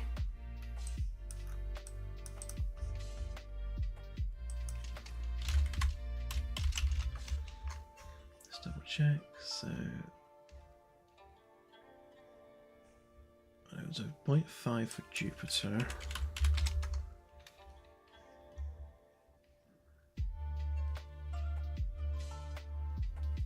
0.34 for Saturn, 0.3 for Uranus, and 0.29 for Neptune.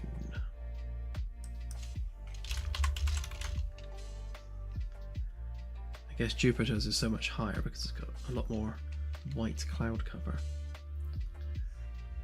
Alright, let's go for something in between the two then. If we go for 0.4, then that's kind of in the middle between Jupiter and the other gas giants. And then we'll obviously then heat that up a bit depending on methane presence in the atmosphere.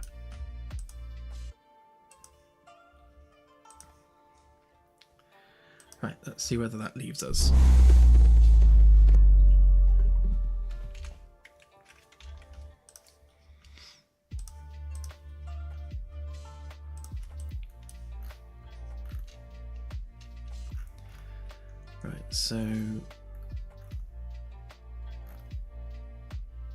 So we need to make sure we add equilibrium temperature to the physical characteristics.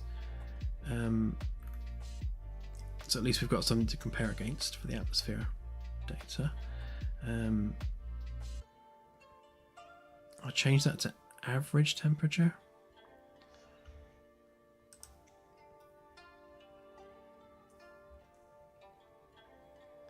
I suppose, to be honest, we need to be actually calculating the bond albedo as well, but I'll skip that for now. Right, so where it was going wrong is that this value was persisting. So that's fixed now. So we've got our other values showing on here. So that's probably hooked up to the wrong pin, which is why we're getting a 0 value.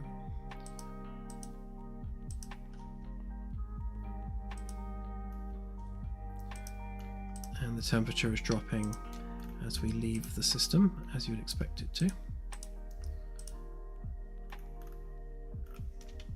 Yep. Initiating long-range survey. Obviously have no data for them yet.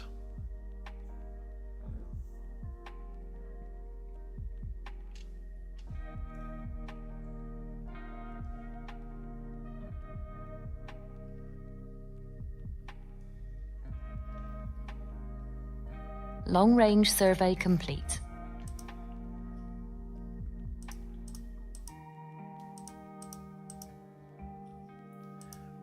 Okay, so again, these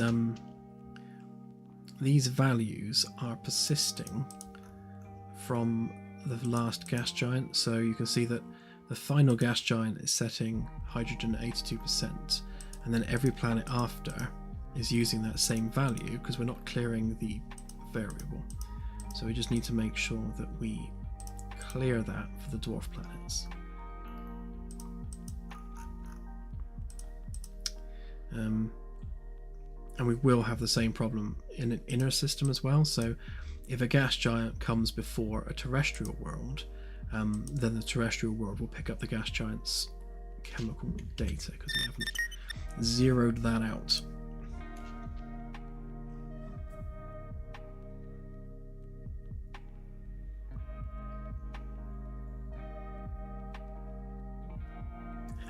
Yeah, that bug is fixed. So when I put the build out later, that system of 618 bodies will be back to normal. In fact, let's test it as you've got the coordinates there.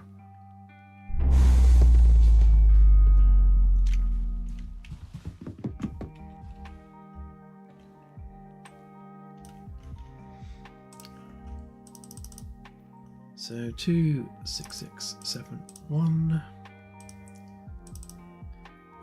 0 and 76.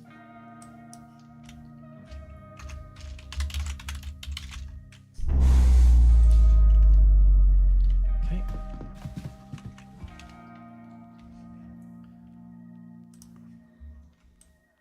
So this is the Sadhu Khan homeworld,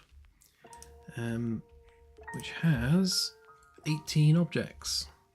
So that's not 618, it's just 18. So I would say we're looking good there. Initiating long-range survey.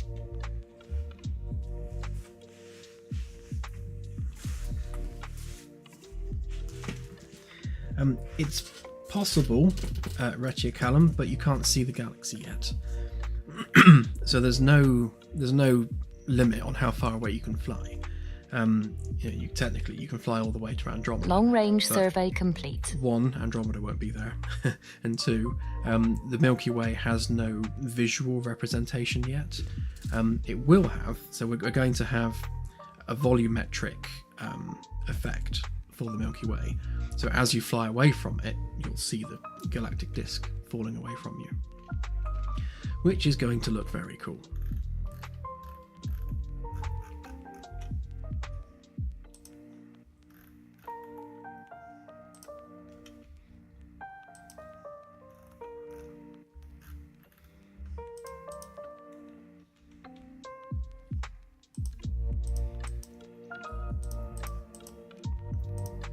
Okay, so this atmospheric data seems to be hooked up to level 1, and of course it needs to be level 2, so let's just make sure that we're setting that here. So atmosphere, so level 0 visible, level 1 visible, level 0 hidden, level 1 hidden, so that should fix that. Let's give it a quick test.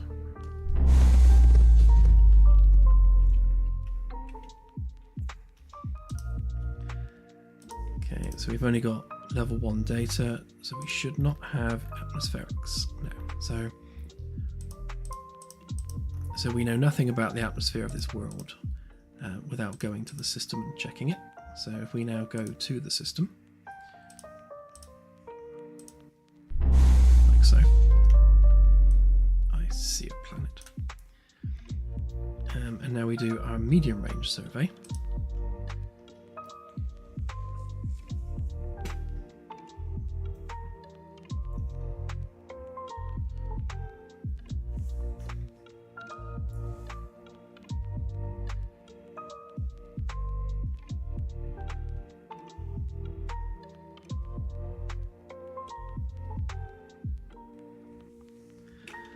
Okay, we should.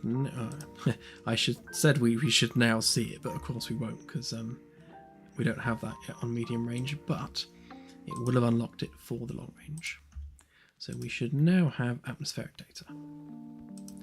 Huzzah! And it's a decent temperature. So actually, this is a good point, Delta. So this planet. Should now look different on the surface map. So if I look at the surface map here, you can see there's a lot of glaciation, but probably not as much as you're seeing. And you can see some surface settlements.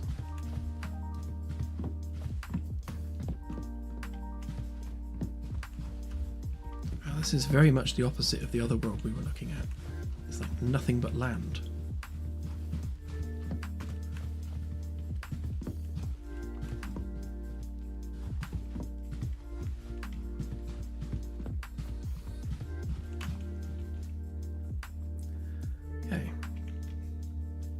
So yeah, so the temperature ranges are definitely working. So what did we say that was? That was 280 odd, wasn't it? So yeah, so that planet, if we look at the data here, is if the freezing point of water is 273 Kelvin, then we're only just above water's freezing point. So that would explain why we have, you know, a fair bit of glaciation on this world. So it's only really warm in the equator, which makes sense because it's quite a cold planet overall. Which means, actually, that it's probably even colder than that in its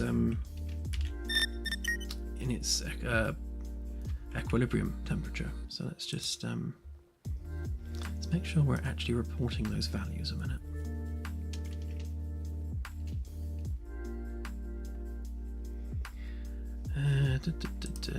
Where are we?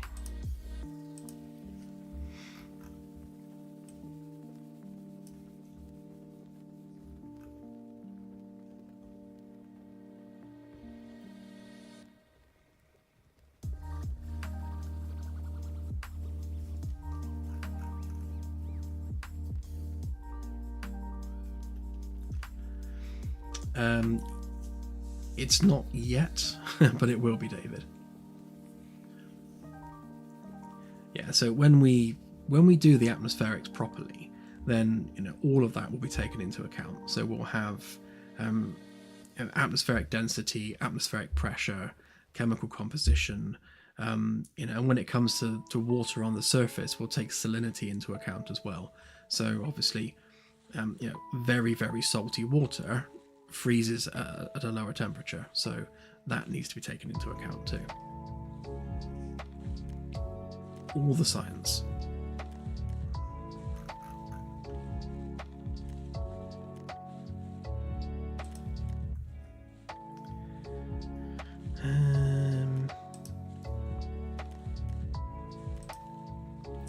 This is the star, isn't it? We don't want the star.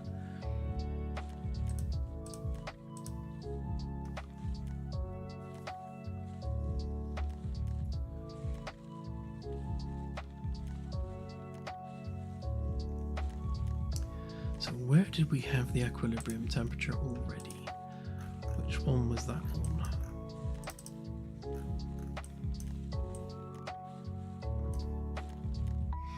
Okay, so that's on the physical characteristics. Okay.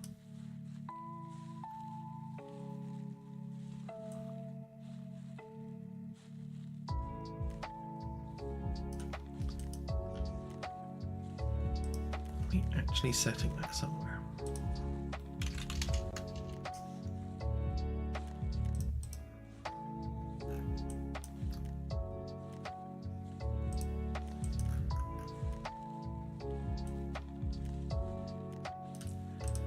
Okay, yeah, so there's a few things here which need to be folded into the data. We'll leave them out for now because it's going to mess with stuff. We don't want to break the math now. So we need to just make sure that we've got equilibrium temperature there, average temperature there, and just make sure we're pulling out the right values here as well. So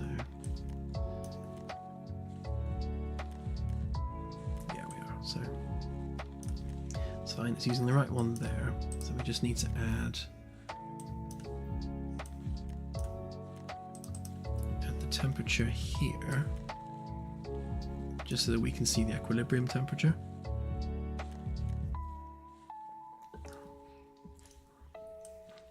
So the data I'm adding to the sensors is valuable not just in terms of scientific interest when you're scanning systems in the galaxy, but also as a debugging tool. So like where we had the planetary surfaces being frozen, we need to have visibility of what the actual conditions are to see whether that's accurate or not. So adding these data points are valuable for many reasons.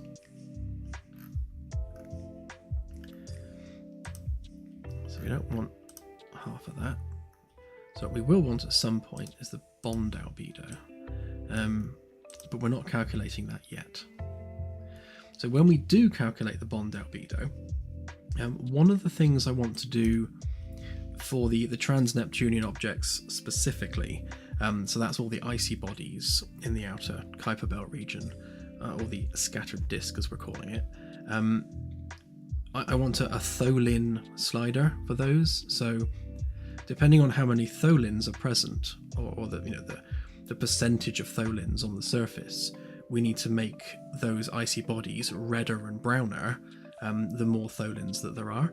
And so right now that's not catered for within the shader or the data, but that's definitely something we need to add. So that will also drive the bond albedo as well. So the more Tholins there are, the lower the bond albedo should get, because the planet's becoming less and less reflective and white. So that's just something else that needs to be rolled into the data. Again, we are simulating it as intricately as we possibly can, and eventually the presence of Tholins within the system is what we're using as our precursor for abiogenesis or abiogenesis, because the theory is that you need Tholins as organic molecules to kick off life. So if we use those Tholins as our life precursor, the more Tholins there are within a system, the more the likelihood is that life will have spawned within that system. So that's how we're going to be driving that in terms of our kind of Drake equation side of things.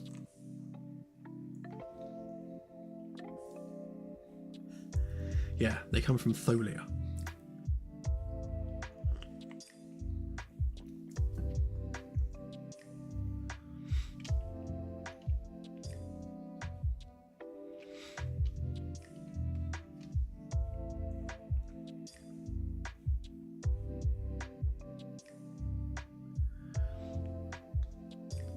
Oh yeah, so the dirt on the carpets should technically only be happening on the B deck corridor, so on the VIP corridor, because that's the only place where they can be cleaned.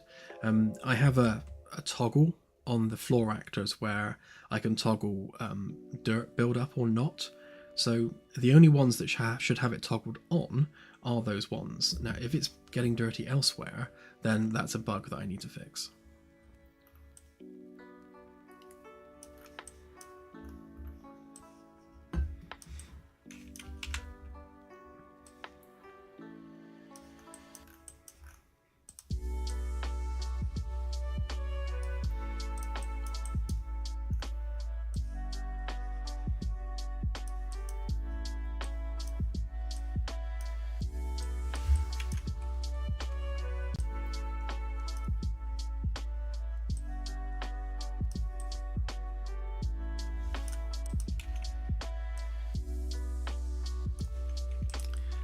So rather awkwardly, all of these physical characteristics have Earth comparisons, and which does kind of mean I need to do that for the Kelvin as well. Just to keep it consistent.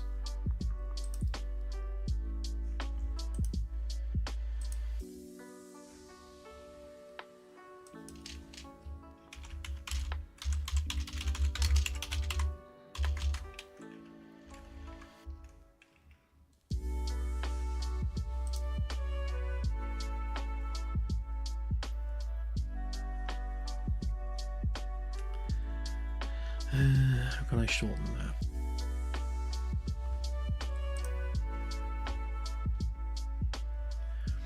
I don't suppose anyone in the chat knows what equilibrium temperature is in German.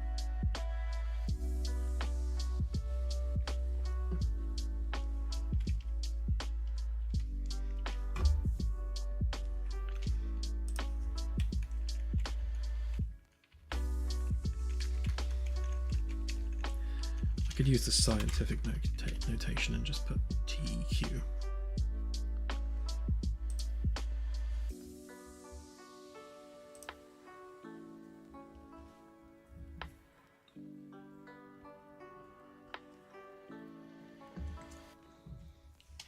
I could Google it, but it was easier to ask.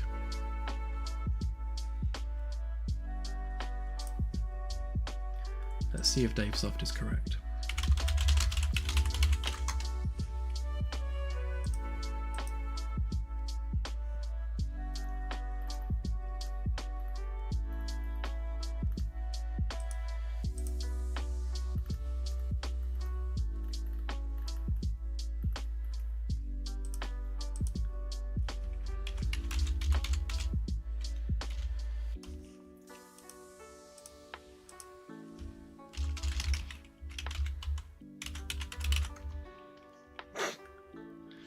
Yeah, it's exactly what I thought it would be.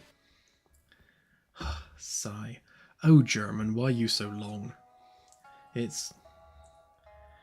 And I apologise to all of our German fans, because I'm about to butcher this. I think it's Gleichgewichtstemperature. Gleichgewichtstemperature. It's a very long word.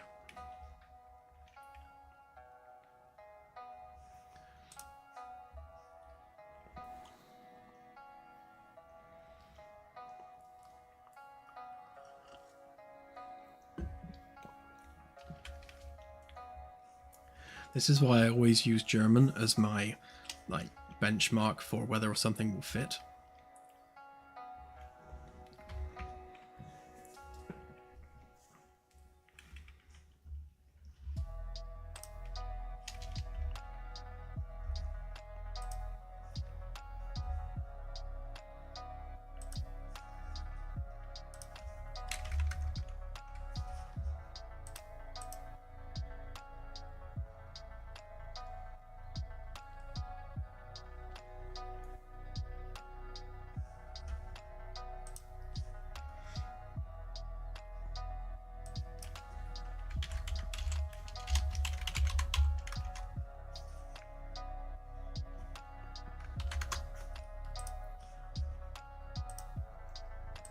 Do something like that.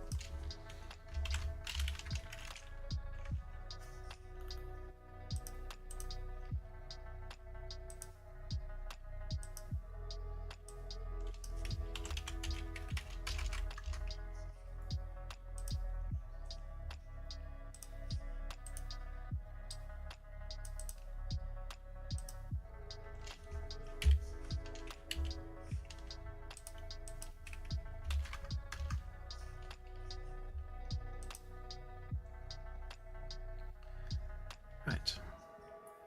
Should be all of them.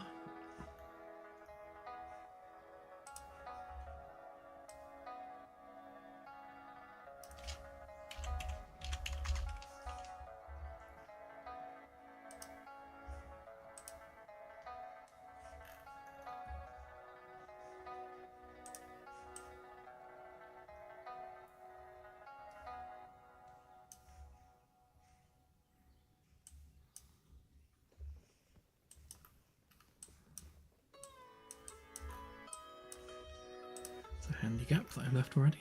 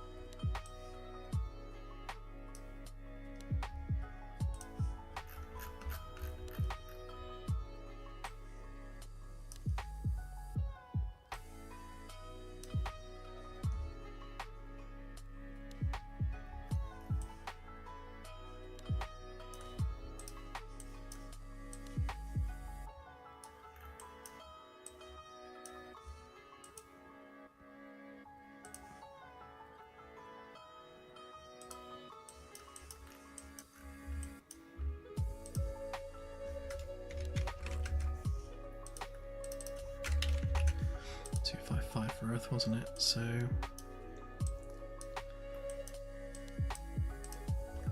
we won't bother with fractional digits on that.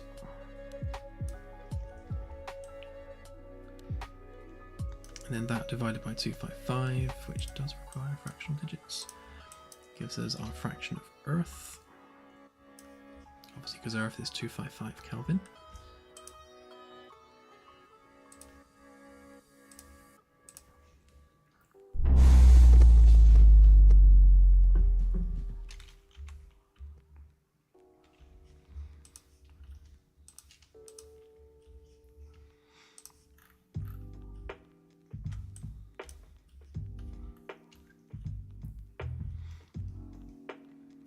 So our equilibrium temperature is 437.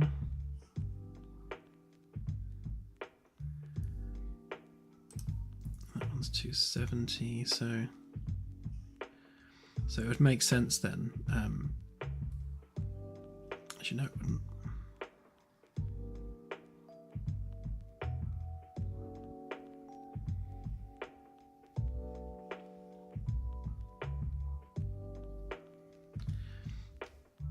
So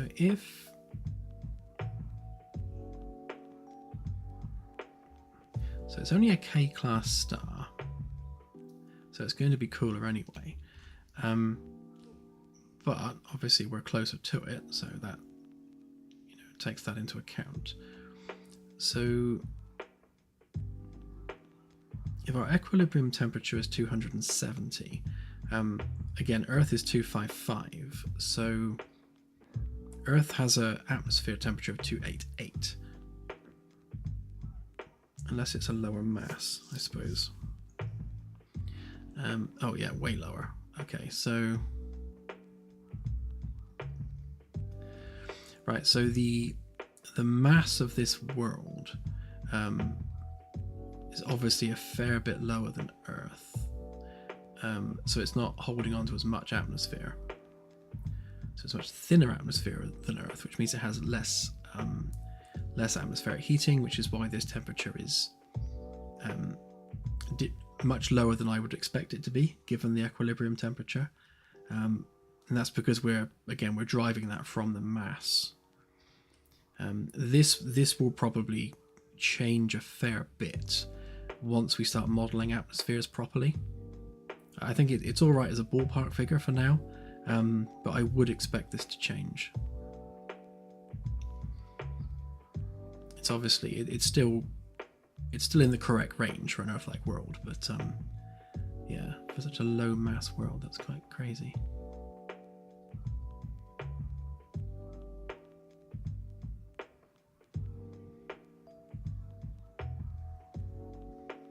It's a very, very tiny world.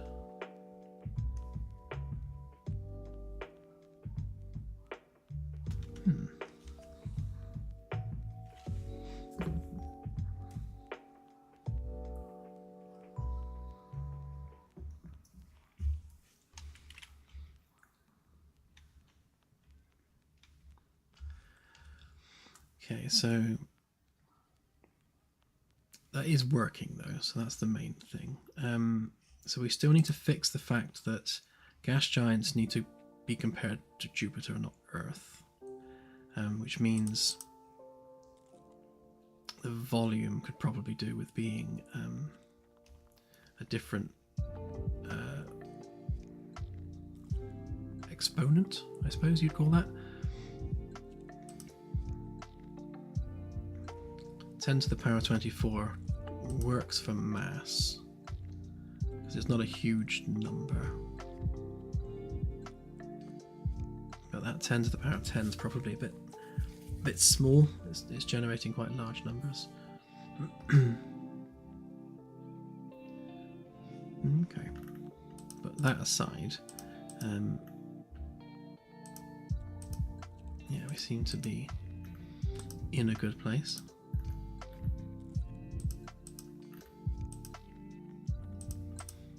Yeah, when it comes to these exponents here, I kind of try to pick one where dwarf planets wouldn't go to 0.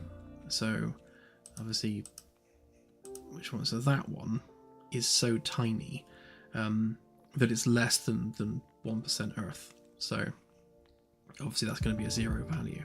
But you can still see it does have some mass.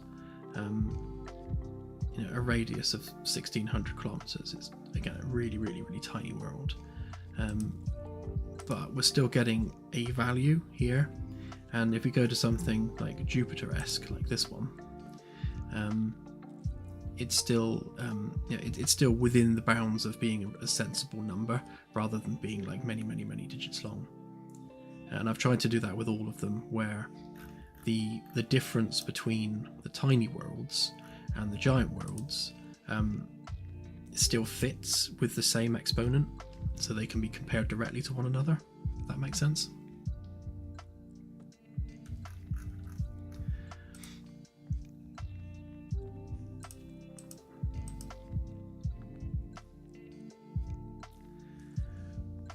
Okay, so next job, let's make sure that these are zeroed out for the terrestrials and TNOs. It should be a relatively simple task.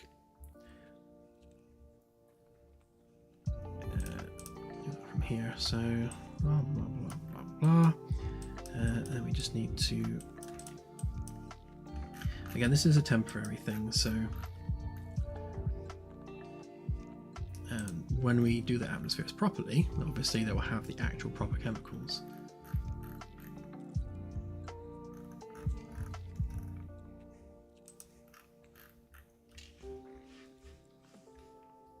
As well as the surface chemicals as well, of which there are many.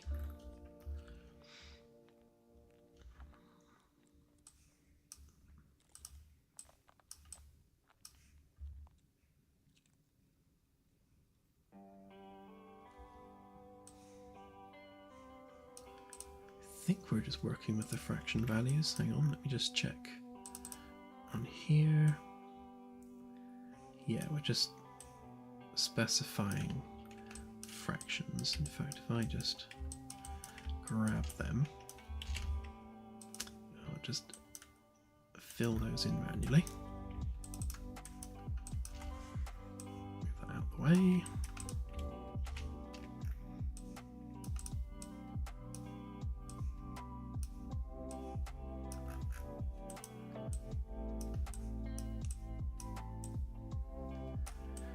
So 0, 0, 0, 0. And then we'll do the same to the TNOs. But I don't think we're doing. There we are, atmosphere there. So it never has an atmosphere. So as such, we need to make sure that we say that there.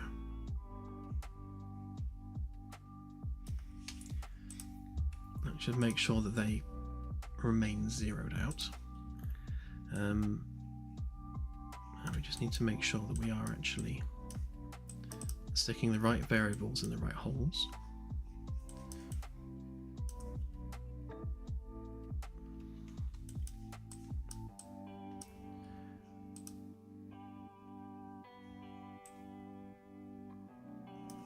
Okay, yep. And on this one, her.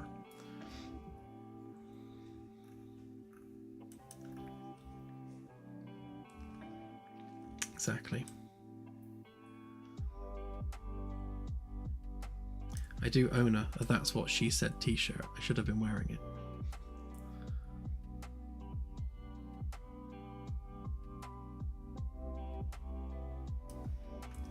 Okay, so we're definitely using other for here.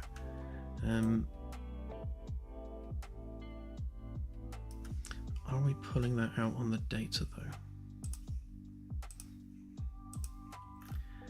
I have a suspicion we might not be.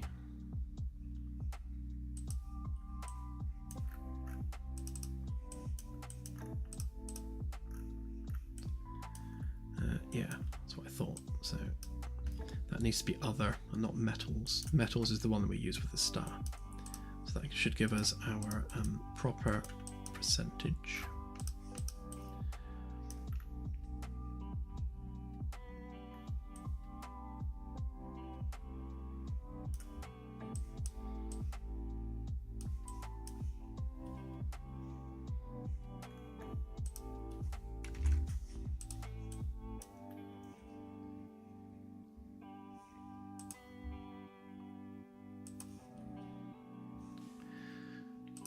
try again.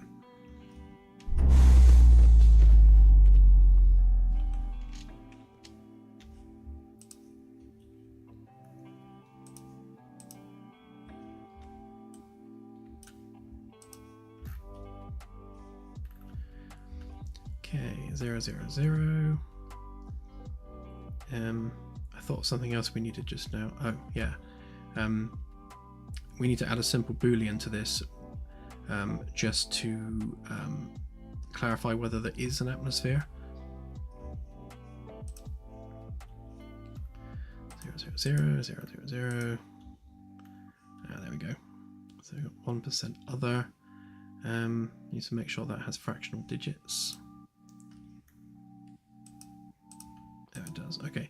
Needs to make sure it always displays fractional digits, even if it's 0. Right, so yeah, we've got our other value now. And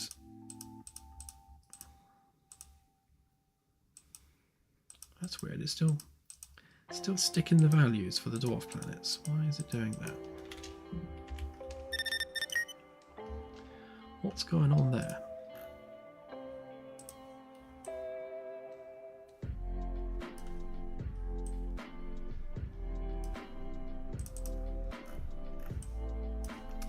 Oh, I see the problem. None of that's connected up.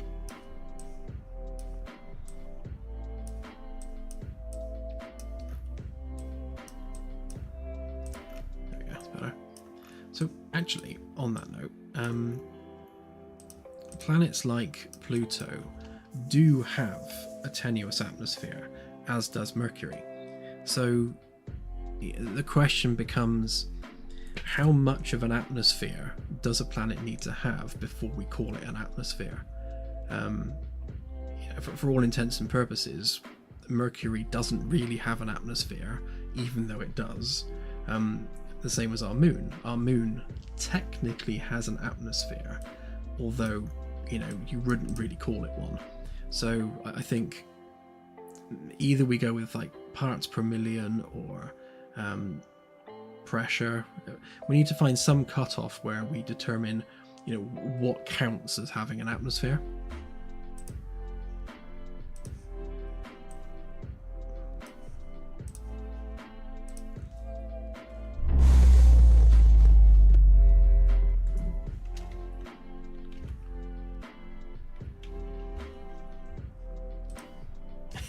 Exactly, CSI.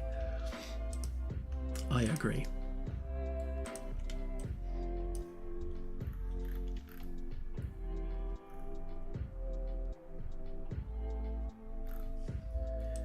Okay, so value of the gas giant, and there we go. So dwarf planets are now showing 0, so they're no longer inheriting the gas giant values. So huzzah for that.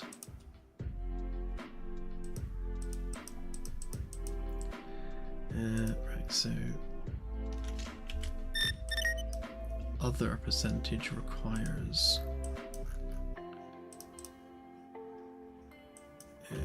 always having fractional digits. To be honest, they all need that.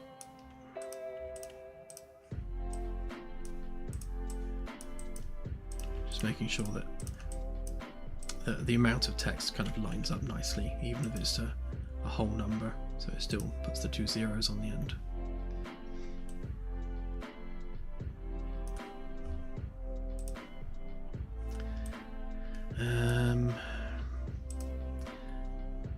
Yes, and we also need a boolean on here, which is that, which means we need one of them and one of them.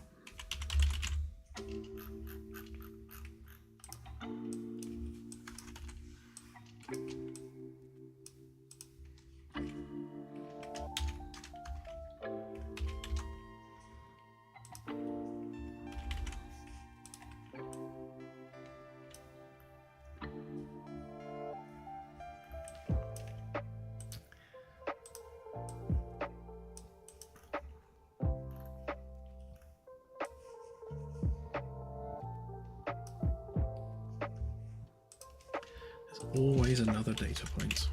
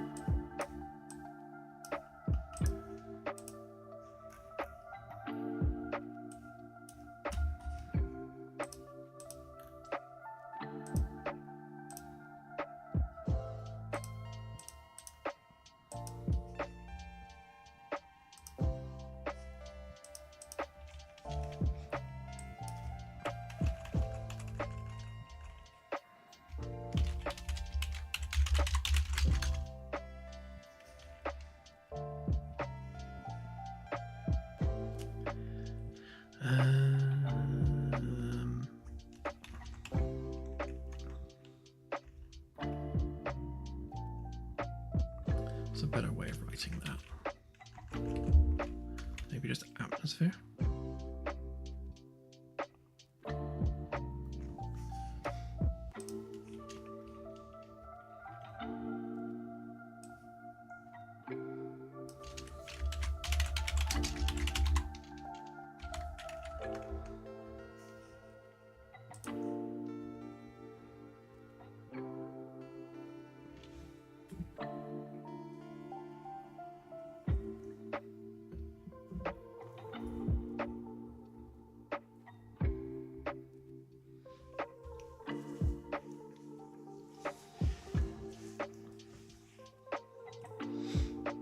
Yeah, I also find those sorts of things fascinating, Carlton, and also frustrating, because it's never like a simple rule that you can follow and use as an algorithm. There are always these weird outliers. Although I think the volcanicity of Titan is what gives it its atmosphere. It has a lot of outgassing, as I understand it.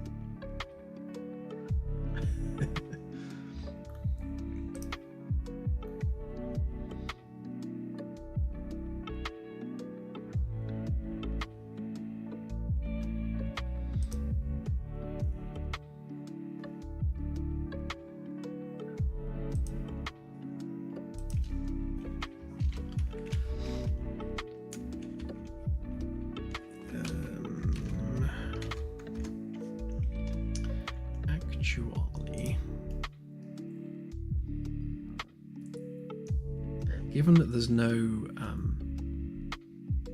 unit of measurement for this,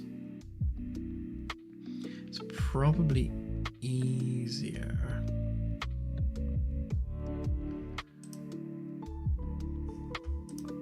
did I literally rename that? Yeah, I didn't want to rename that, did I?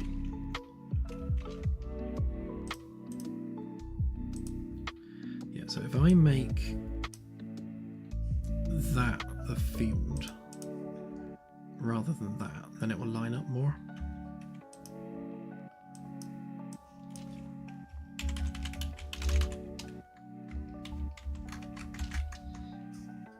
And then that one can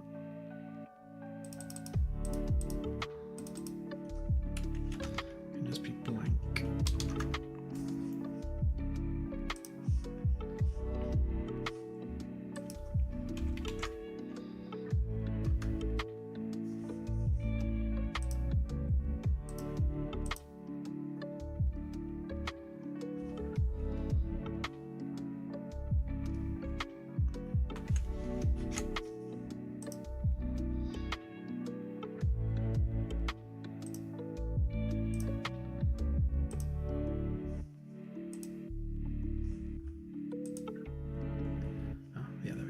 myself confused then. I was like, why is that not there?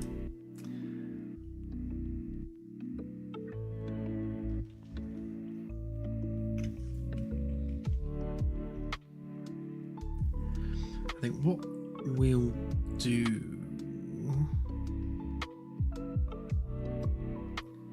rather than just having a yes there,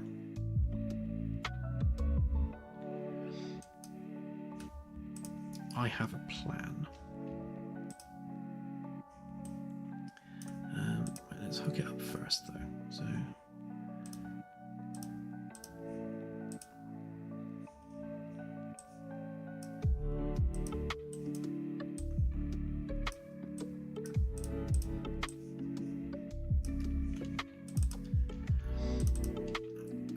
so rather than just having a simple yes or no, one of the things we have here is the opacity value, which we know is 0 to 4. So if we map range clamped,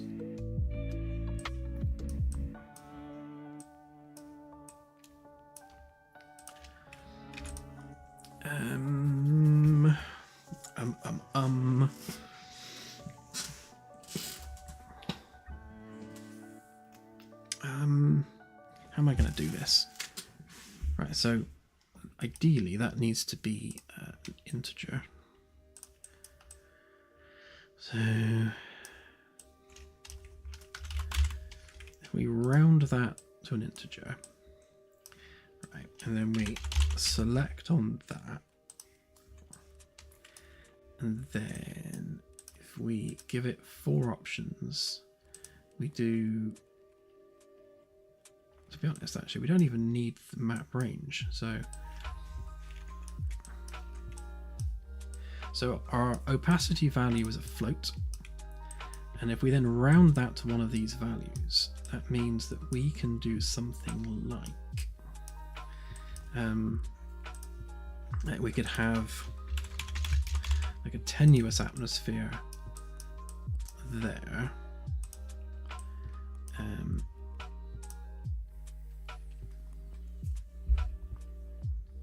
So Mars-like would be there, so maybe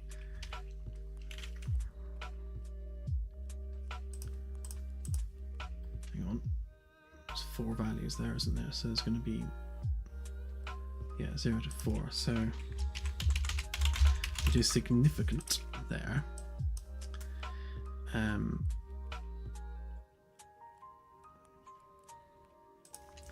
So tenuous, thin, typical,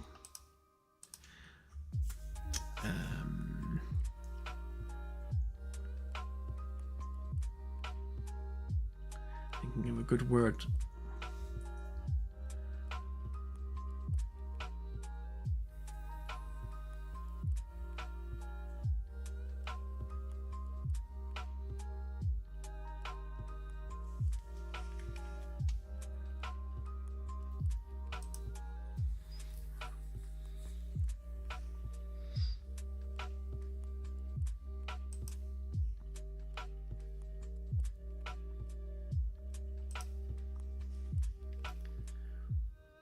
Actually, if I go thin,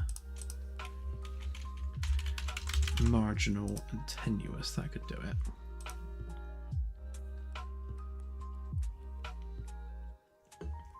And rather than just putting yes or no, we're actually, giving it some actual descriptive text.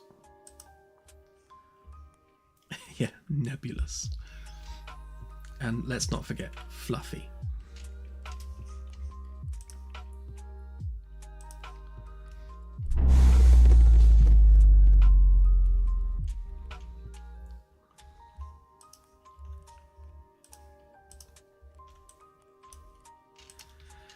So that gives us a thin atmosphere around this one.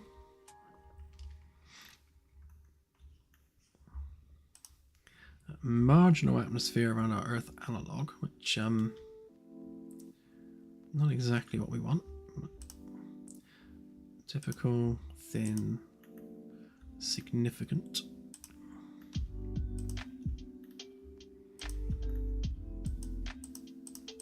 Oh, that's interesting. All of the dwarf planets are showing significant. I bet that's because, like with the other data, it's basically inheriting the gas giant atmosphere. So that needs changing.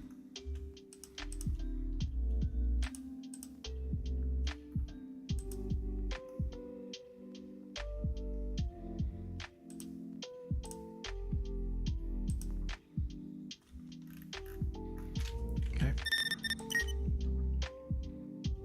Hey Erix, how are you doing?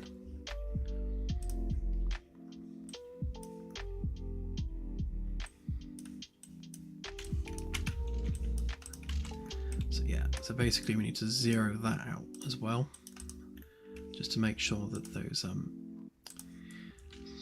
dwarf planets don't show up as having significant atmospheres. They should now show as tenuous. Yeah. So tenuous atmospheres on those.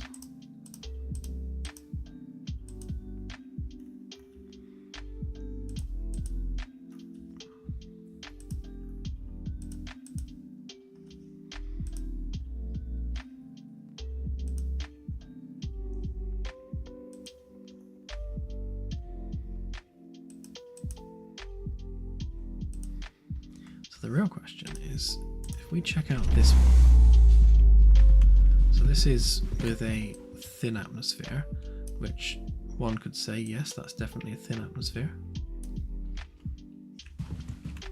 And then we check out that one, which has a typical atmosphere.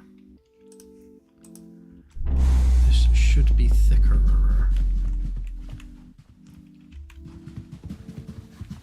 Where is it? Oh, there it is. Yes, that's a much thicker atmosphere there. Okay.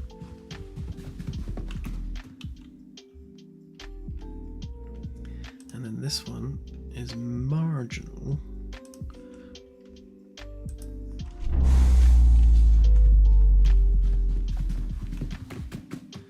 That's not wrong. That is definitely a marginal atmosphere.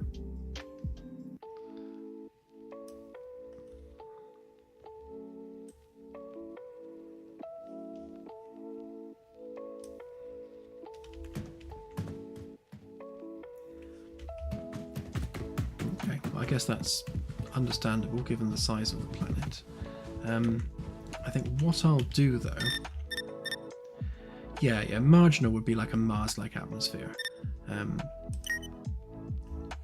I think the Galaxy Gen, when it's, or rather the Star System Gen, when it's creating habitable worlds under our core mass accretion. So this is where we're generating that initial rocky body. We are, if it's an inhabited world, which we're driving beforehand, we're ensuring that it's within the habitable zone, and then we're deriving a planet size. Now I think that's the problem right there. So we're going from 0.1, the size of Earth, up to Earth and a half. I would say like 0.75 of Earth, maybe, up to Earth and a half. That's probably a more reasonable range for like an Earth analog. I think half the size of Earth is probably a bit small, because as we can see with the data, again, because it's all procedural, this planet wasn't big enough to generate an atmosphere properly. So if we now look at that again, we'll see that, that already we can see there's more of an atmosphere there. So now that same planet has a significant atmosphere. And that is simply because the planet itself is bigger. It doesn't look any bigger, but it is in fact bigger. It's difficult to see the scale of things in space. So how much bigger? Let's see. Yeah, so it's got a radius of practically that of Earth now, whereas before it was like 3,000 and something, wasn't it? Or even 2,000 and something. So by driving the change in planet size, that drives how much gas it holds on to. So what I love about the system, I love that it's so organic and fluid like this. So, and it's only going to get more like that over time as well. So the more science we put into it, the more these little tweaks and changes have vast reaching effects across the system. So just literally changing the size of the world completely changes everything else about it. In fact, if we go for a short range, let's see what that did to the surface.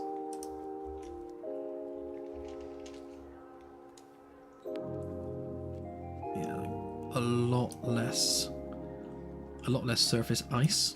So this was a lot icier before, and now there's like barely any polar activity. There's a pole there and a tiny little polar ice cap up there. So I would say this is at the upper bounds of what would be acceptable temperature-wise.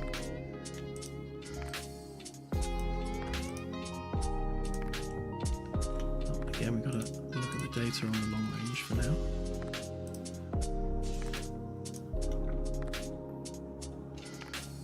Yeah, so we're up to 300 Kelvin practically, which is quite hot.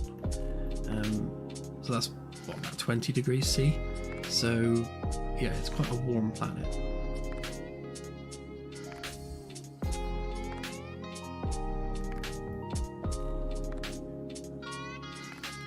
Although not a lot of surface water. So one of the other things which we need to fold into the system is having an awareness of the amount of surface water the planet has, and driving that in relation to the glaciation value. So obviously, half the planet is just solid. So if we glaciate the planet, then the sea level needs to go down, and if we melt the glaciers, then the sea level needs to go back up again. So that relationship isn't factored in yet, but it will definitely need to be. So and this will be part of the star system gen as well for backers. So one of the sliders I want people to be able to have is amount of glaciation on the world versus sea level. So as you change the amount of surface water that exists, that will directly affect how much glaciation there is and all the other different factors. These need to be very, very dynamic objects.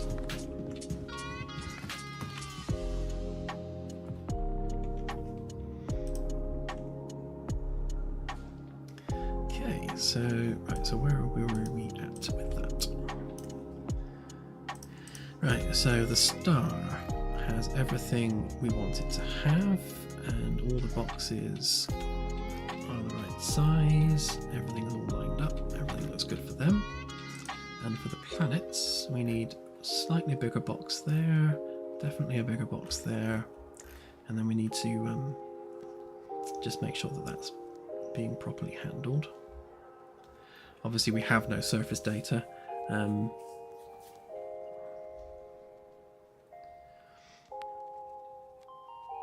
There's an argument to be made maybe for moving temperature to there, but you kind of need to know the temperature of the world to calculate a lot of the other stuff, so it's probably just best left where it is. Yeah, okay, so let's fix that layout a minute, and then we can just do the final surface bit.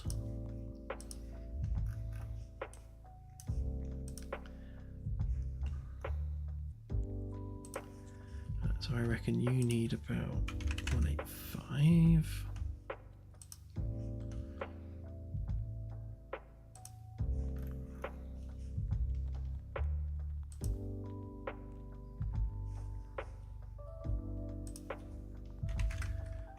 20, 30.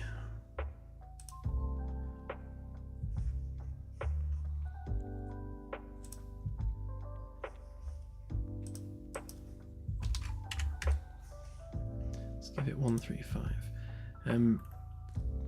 One of the awkward things about the blueprint widget system is that the gaps you see in the editor are not the same as the gaps you see in the world. Like if you look at how that lines up with that, see that's now not in line, and yet if I zoom in a bit, it's changed, and like now it's all the way down there.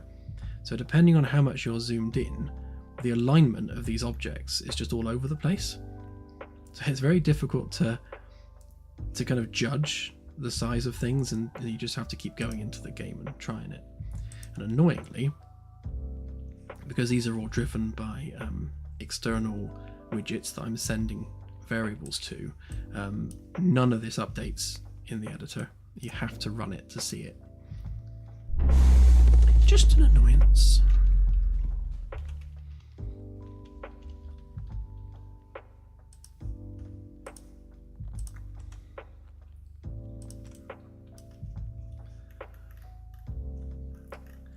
Yeah, perfect. So they are all lined up nicely.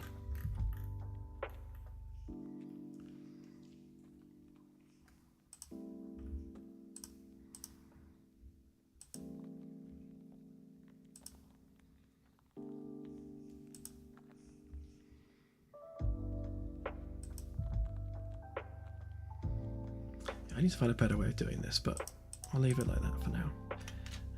Right, so let's just get that level 3 data done, and then I can copy paste that to all the other sensor modes. I'll do that off stream because that's going to be a lot of just, like last stream, just dragging out lots of text boxes for about an hour,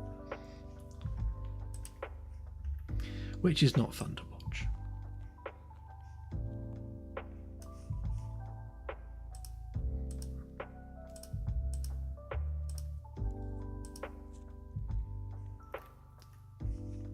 Wrong blueprint.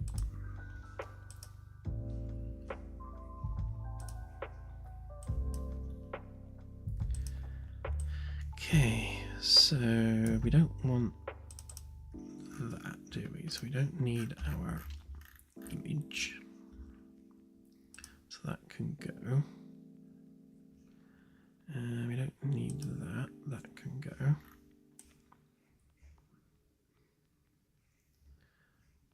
Okay.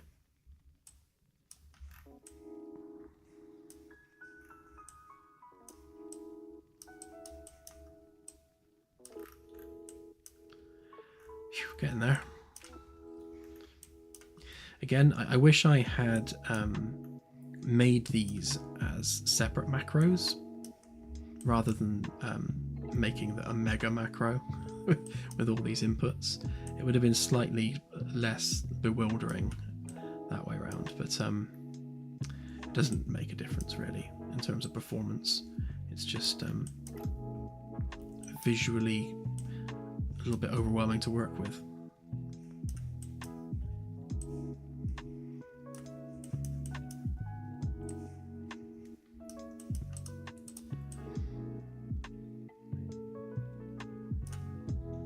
So most of these text boxes are just unnecessary, so we can get rid of probably all of them.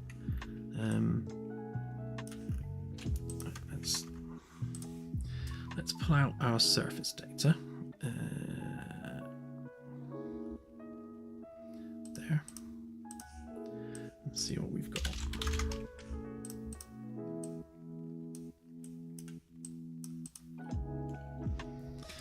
So these are going to be the main chemicals or elements contained within the planet's crust.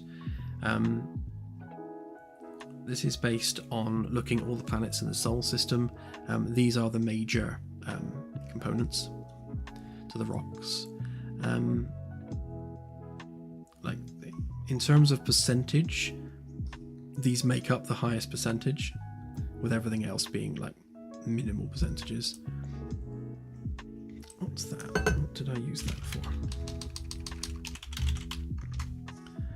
Oh, I see. Yeah. So yeah, and that would be atmospheric.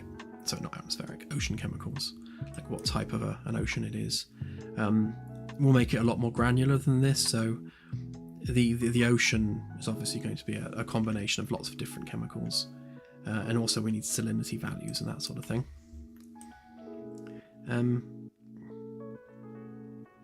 So I think for now,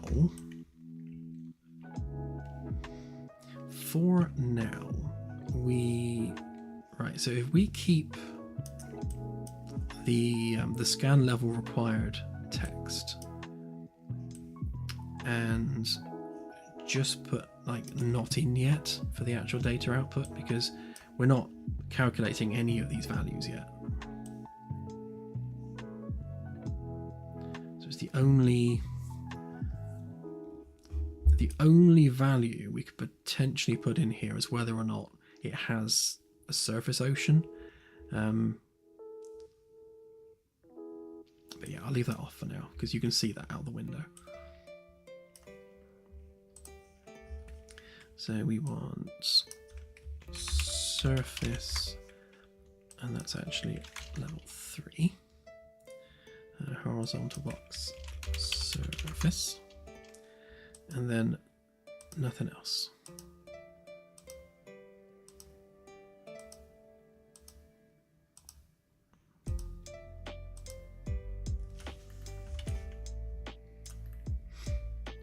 And yeah. So that's basically doing nothing. And that's ready for populating with data. Right, so visible, visible, visible. So we're not unhiding that until level 3, and this one's hidden, hidden, hidden until we have knowledge level 3. Okay, and then we just need to plug them in.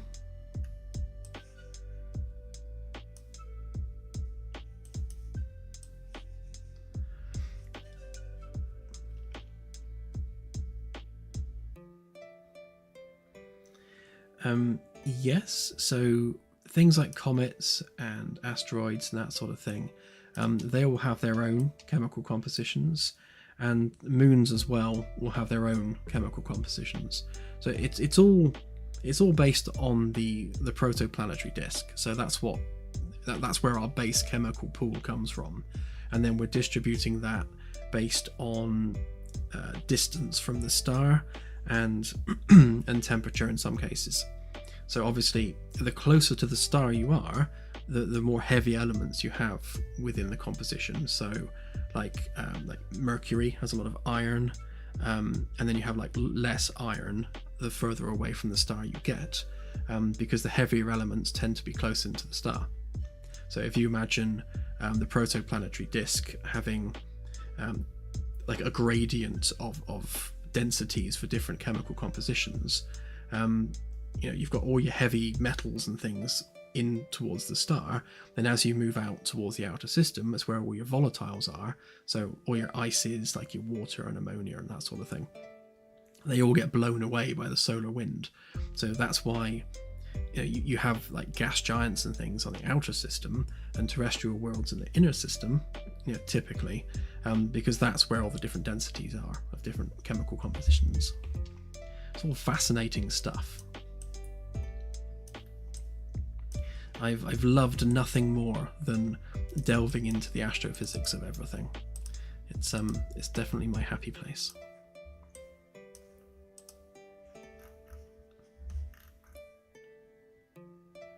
And of course, I still have a tremendous amount more to learn.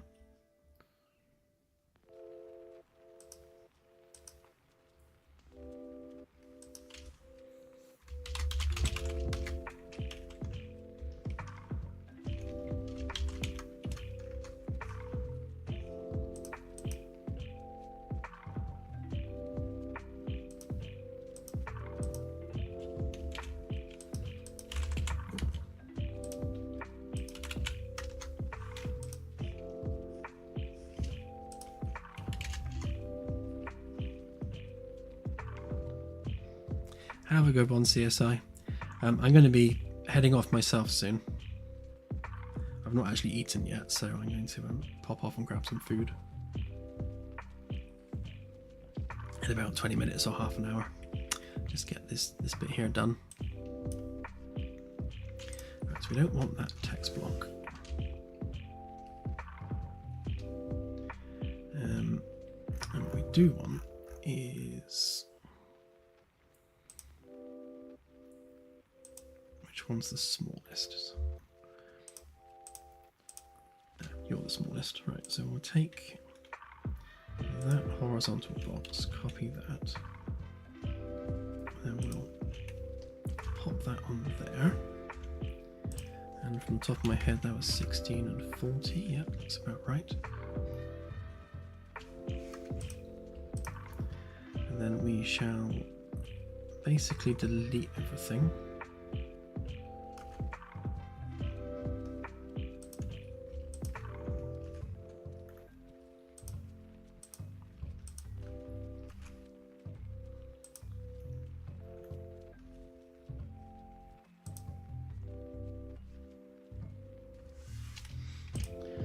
Okay.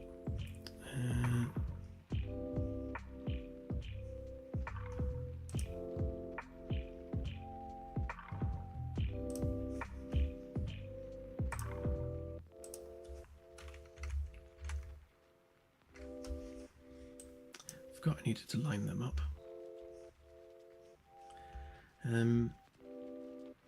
Right, yeah, so that's that. That one goes in there.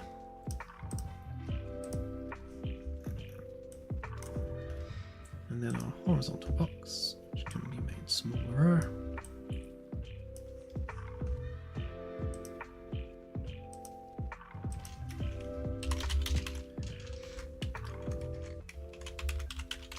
That's our surface box.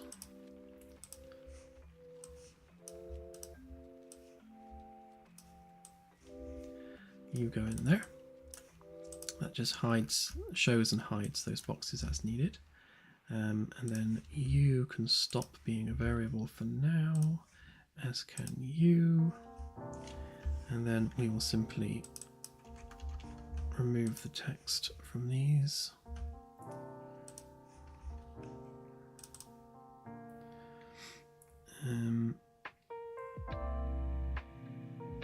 Actually, now we'll type something here. So if we say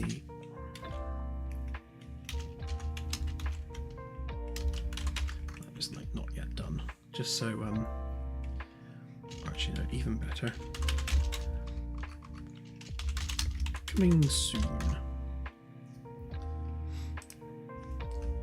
Just so people don't get confused.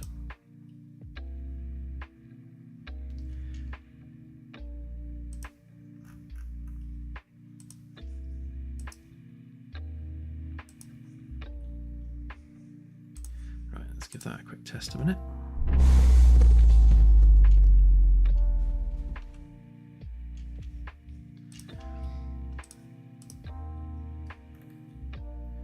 Right, so these planets are all knowledge level 2, so they should not have anything there, so that's good. So knowledge level 3 required, exactly what we want to see. So if we should already be at that world. So if we scan that, that should take us up to knowledge level 3, and in which case we should then see the coming soon text.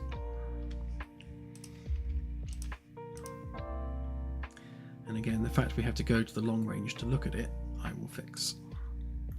Yeah, so that now says coming soon. So, so that is, or should be, oh my god, apart from the description, that should be this done. And changing that to Jupiter for gas giants. All right, so there's 2 jobs remaining. Job 1, description. Job 2, comparing them to Jupiter of their gas giants. All the rest of it is done for now. Surface data, we won't be doing that for the demo update. That's going to have to be the next update. And again, with the atmospheric data for terrestrial worlds, that's going to have to wait until a future update. Obviously, gas giants are actually giving us their chemical compositions, which is nice. Oh, that's good as well. You can see the level 3 knowledge requirement working there. Okay, so now that we're happy enough with the data that's being presented, we can start copy pasting essentially the layout from here to the short and medium range, and then once that is done, it is the long and tedious job. Well, it's not particularly long, but it is very tedious of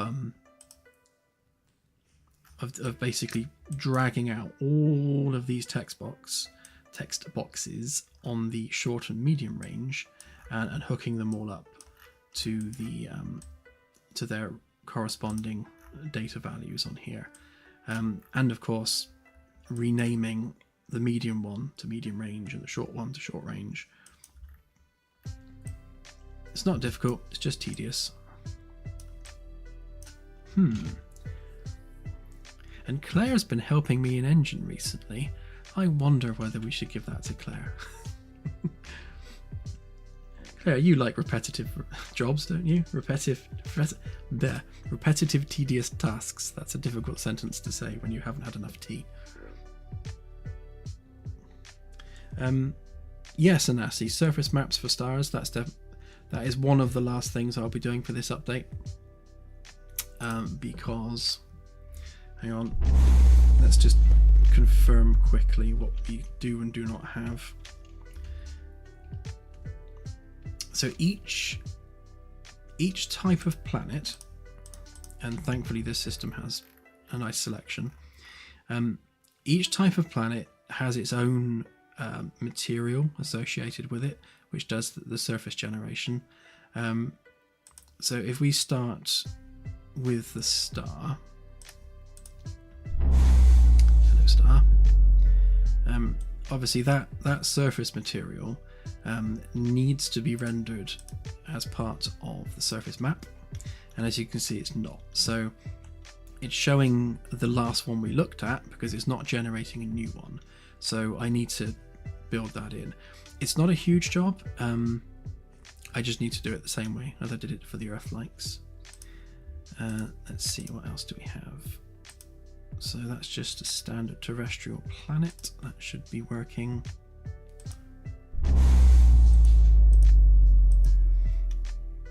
Yeah, and you can see on this one, I've added the code for the day-night terminators. Oh, and there's clouds as well. Obviously there's no structures. So on this particular material, I've added the different layers for turning off the interesting bits. So that one is more done than the Earth likes, to be honest. Next, I can do it from there actually, can't we? So atmospheric terrestrial we've done, so class 1 gas giant. Looks like that. So that one's working. I need to use a better sphere as well actually. This one is like really low poly. So I'll put a much higher poly sphere on that. Yeah, so that one's working. It doesn't have the day-night terminator, so that needs adding. And obviously cloud coverage is irrelevant for a gas giant because they're all made of clouds. Ice giant, let's check that one out. Yeah, so again, day-night terminator not working, cloud coverage is pointless. So one of, obviously we've got the text signatures mask that we can turn on and off. And I was going to make a surface topology one as well, but I ran out of time. What I might do is make that life and basically take the text signatures one, expand it slightly and turn it green so that you can see life in addition to structures. That's really quick to do, because you're basically just taking the same mask and making it a bit bigger. But I can also do the same thing for gas giants, because one of the things that we actually have in the code already is life within a gas giant's atmosphere. So we could mask that off as well and actually show it. Yeah, so, and that actually reminds me, so I think, oh, hang on, one type of planet we haven't checked yet, which is the dwarf planets. Let's just check them. They should be working. Yeah, so interestingly, this is not generating as a rocky, as an icy dwarf planet. It's generating as a rocky one. I'll investigate that. That might be normal, but let's just check the others.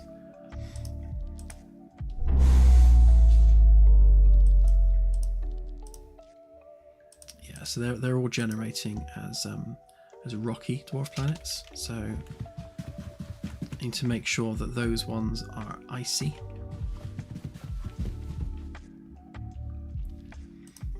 So there's something there to fix. But yeah, but it just reminded me that that we've got obviously an occupied world here, and there's no data here for life. So I think what I might do is add that to the surface data.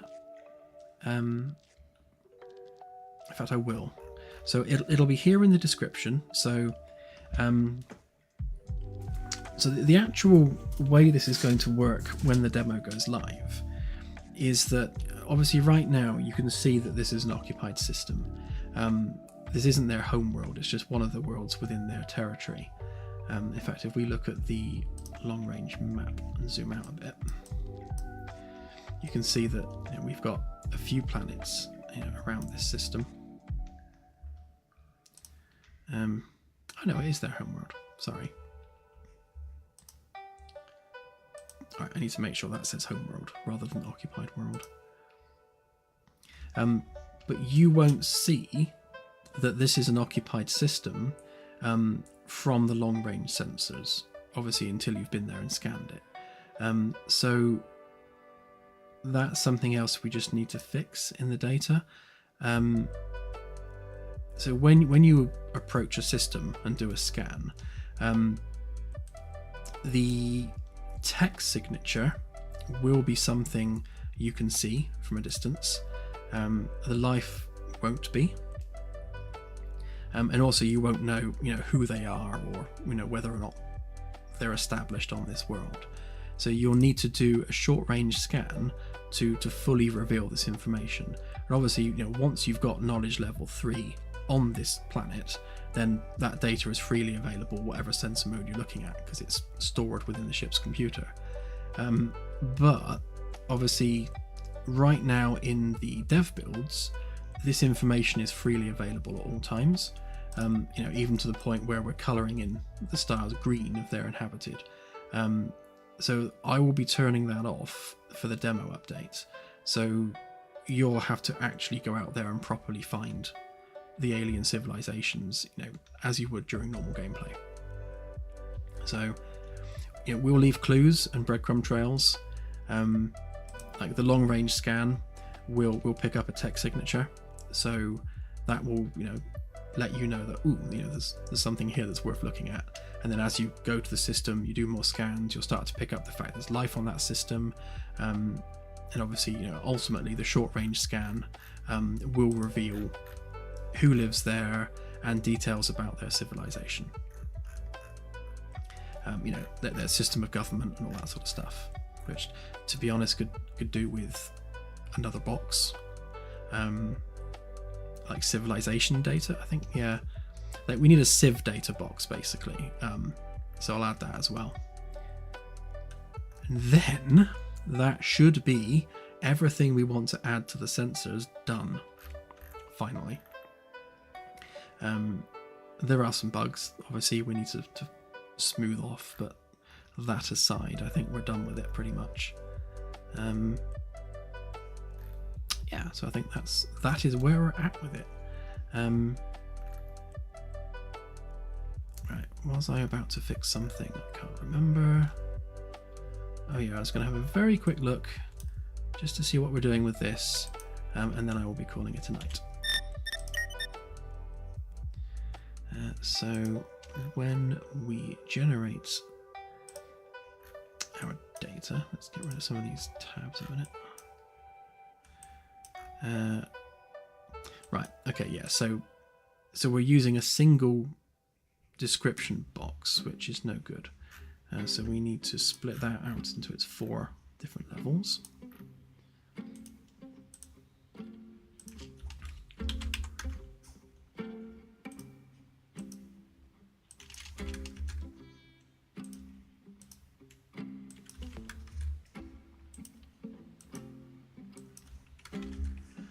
So obviously, the level 3 description will discuss the fact that this is, this system belongs to this race, and that's who they are, etc., etc., etc. So you'll need to get to that point with your exploration data in order to unlock that information.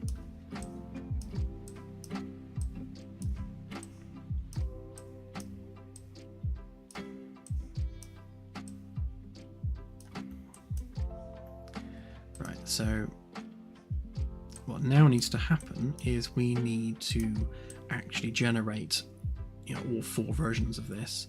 I imagine we'll probably duplicate a couple of them. I don't think it needs 4 separate descriptions,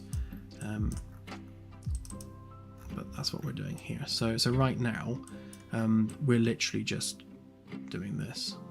So I think if we just set these.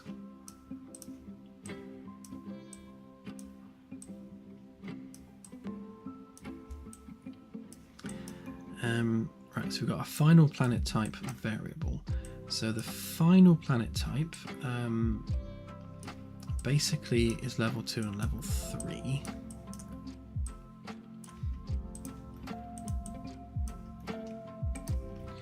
Level 0 is unknown planetary body. Nice and simple, don't know what it is yet. Level 1 is base planet type, so we need that one. And we can probably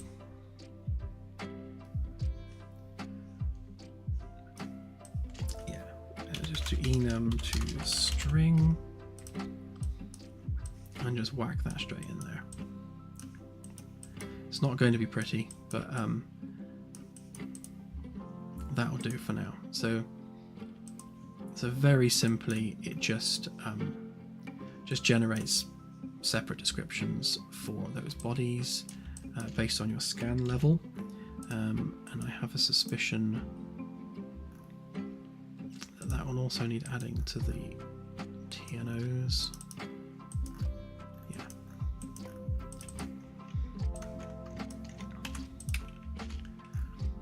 We're generating the data for the TNOs separately, so again, that just needs to be plugged in here properly.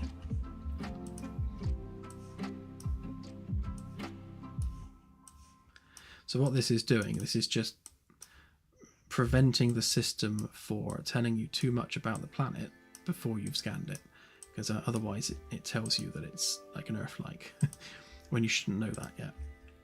Let's give that a quick test.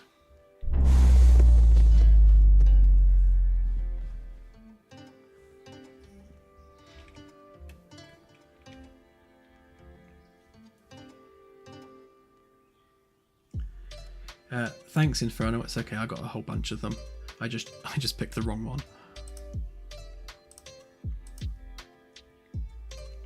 Yeah, we love Drew. I've got his book behind me actually on my bookshelf, and also Lasai 9352 is actually custom based on his book. It's broken right now. I need to fix that for the demo updates, but it is in the game. So if you're a fan of Drew's books, we do actually have one of his locations in the game. And one of the things we'll be doing with Drew is we'll be giving him at some point a sector of space if he's interested, and he'll have free reign over creating the lore and everything else for that sector. And we'll be approaching probably a number of different sci-fi authors and saying, right, we have a region of space, we're going to give that to you. You have full control over the story and the races and things that live there.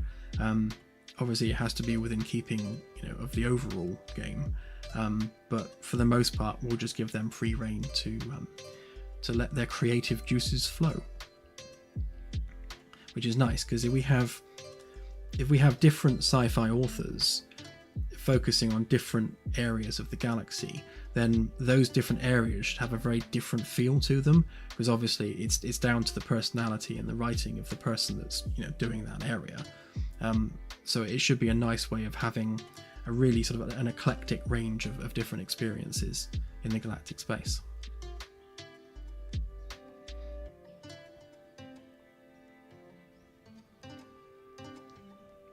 Yeah, I hope he'll be interested. Drew has seemed excited about the game before, so I think last time we spoke he was in the middle of moving to Scotland, so we haven't really spoken since then. But yes, we have big things planned, and hopefully Drew will be a part of that.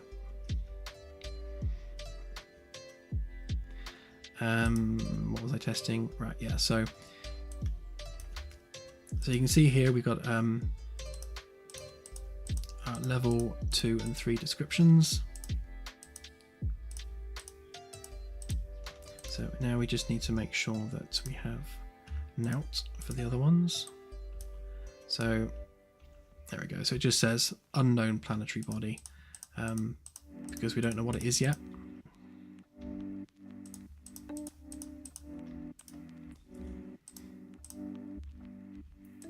And like on these ones, so this Earth-like world will actually say a rocky world with an atmosphere before you've actually realised that it's an Earth-like. So you have to actually get there at least a medium range level 2 to know that it is an Earth-like. Right, so that's that fixed. And with that, I shall call it there, because I'm hungry, I need food. So I'm going to go and grab some food, and then I shall put the build out for you guys to check it out. Oh, that's good, Claire, I'm glad. You didn't tell me about that. Thank you, Festus. So I shall go back to Big Me. And yes, as always, thank you everyone for watching the stream.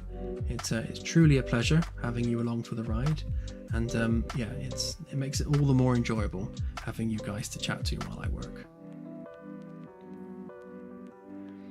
A couple of weeks, Infernal, I would say realistically a couple of weeks, but we'll just keep plugging away at it day by day until it's done.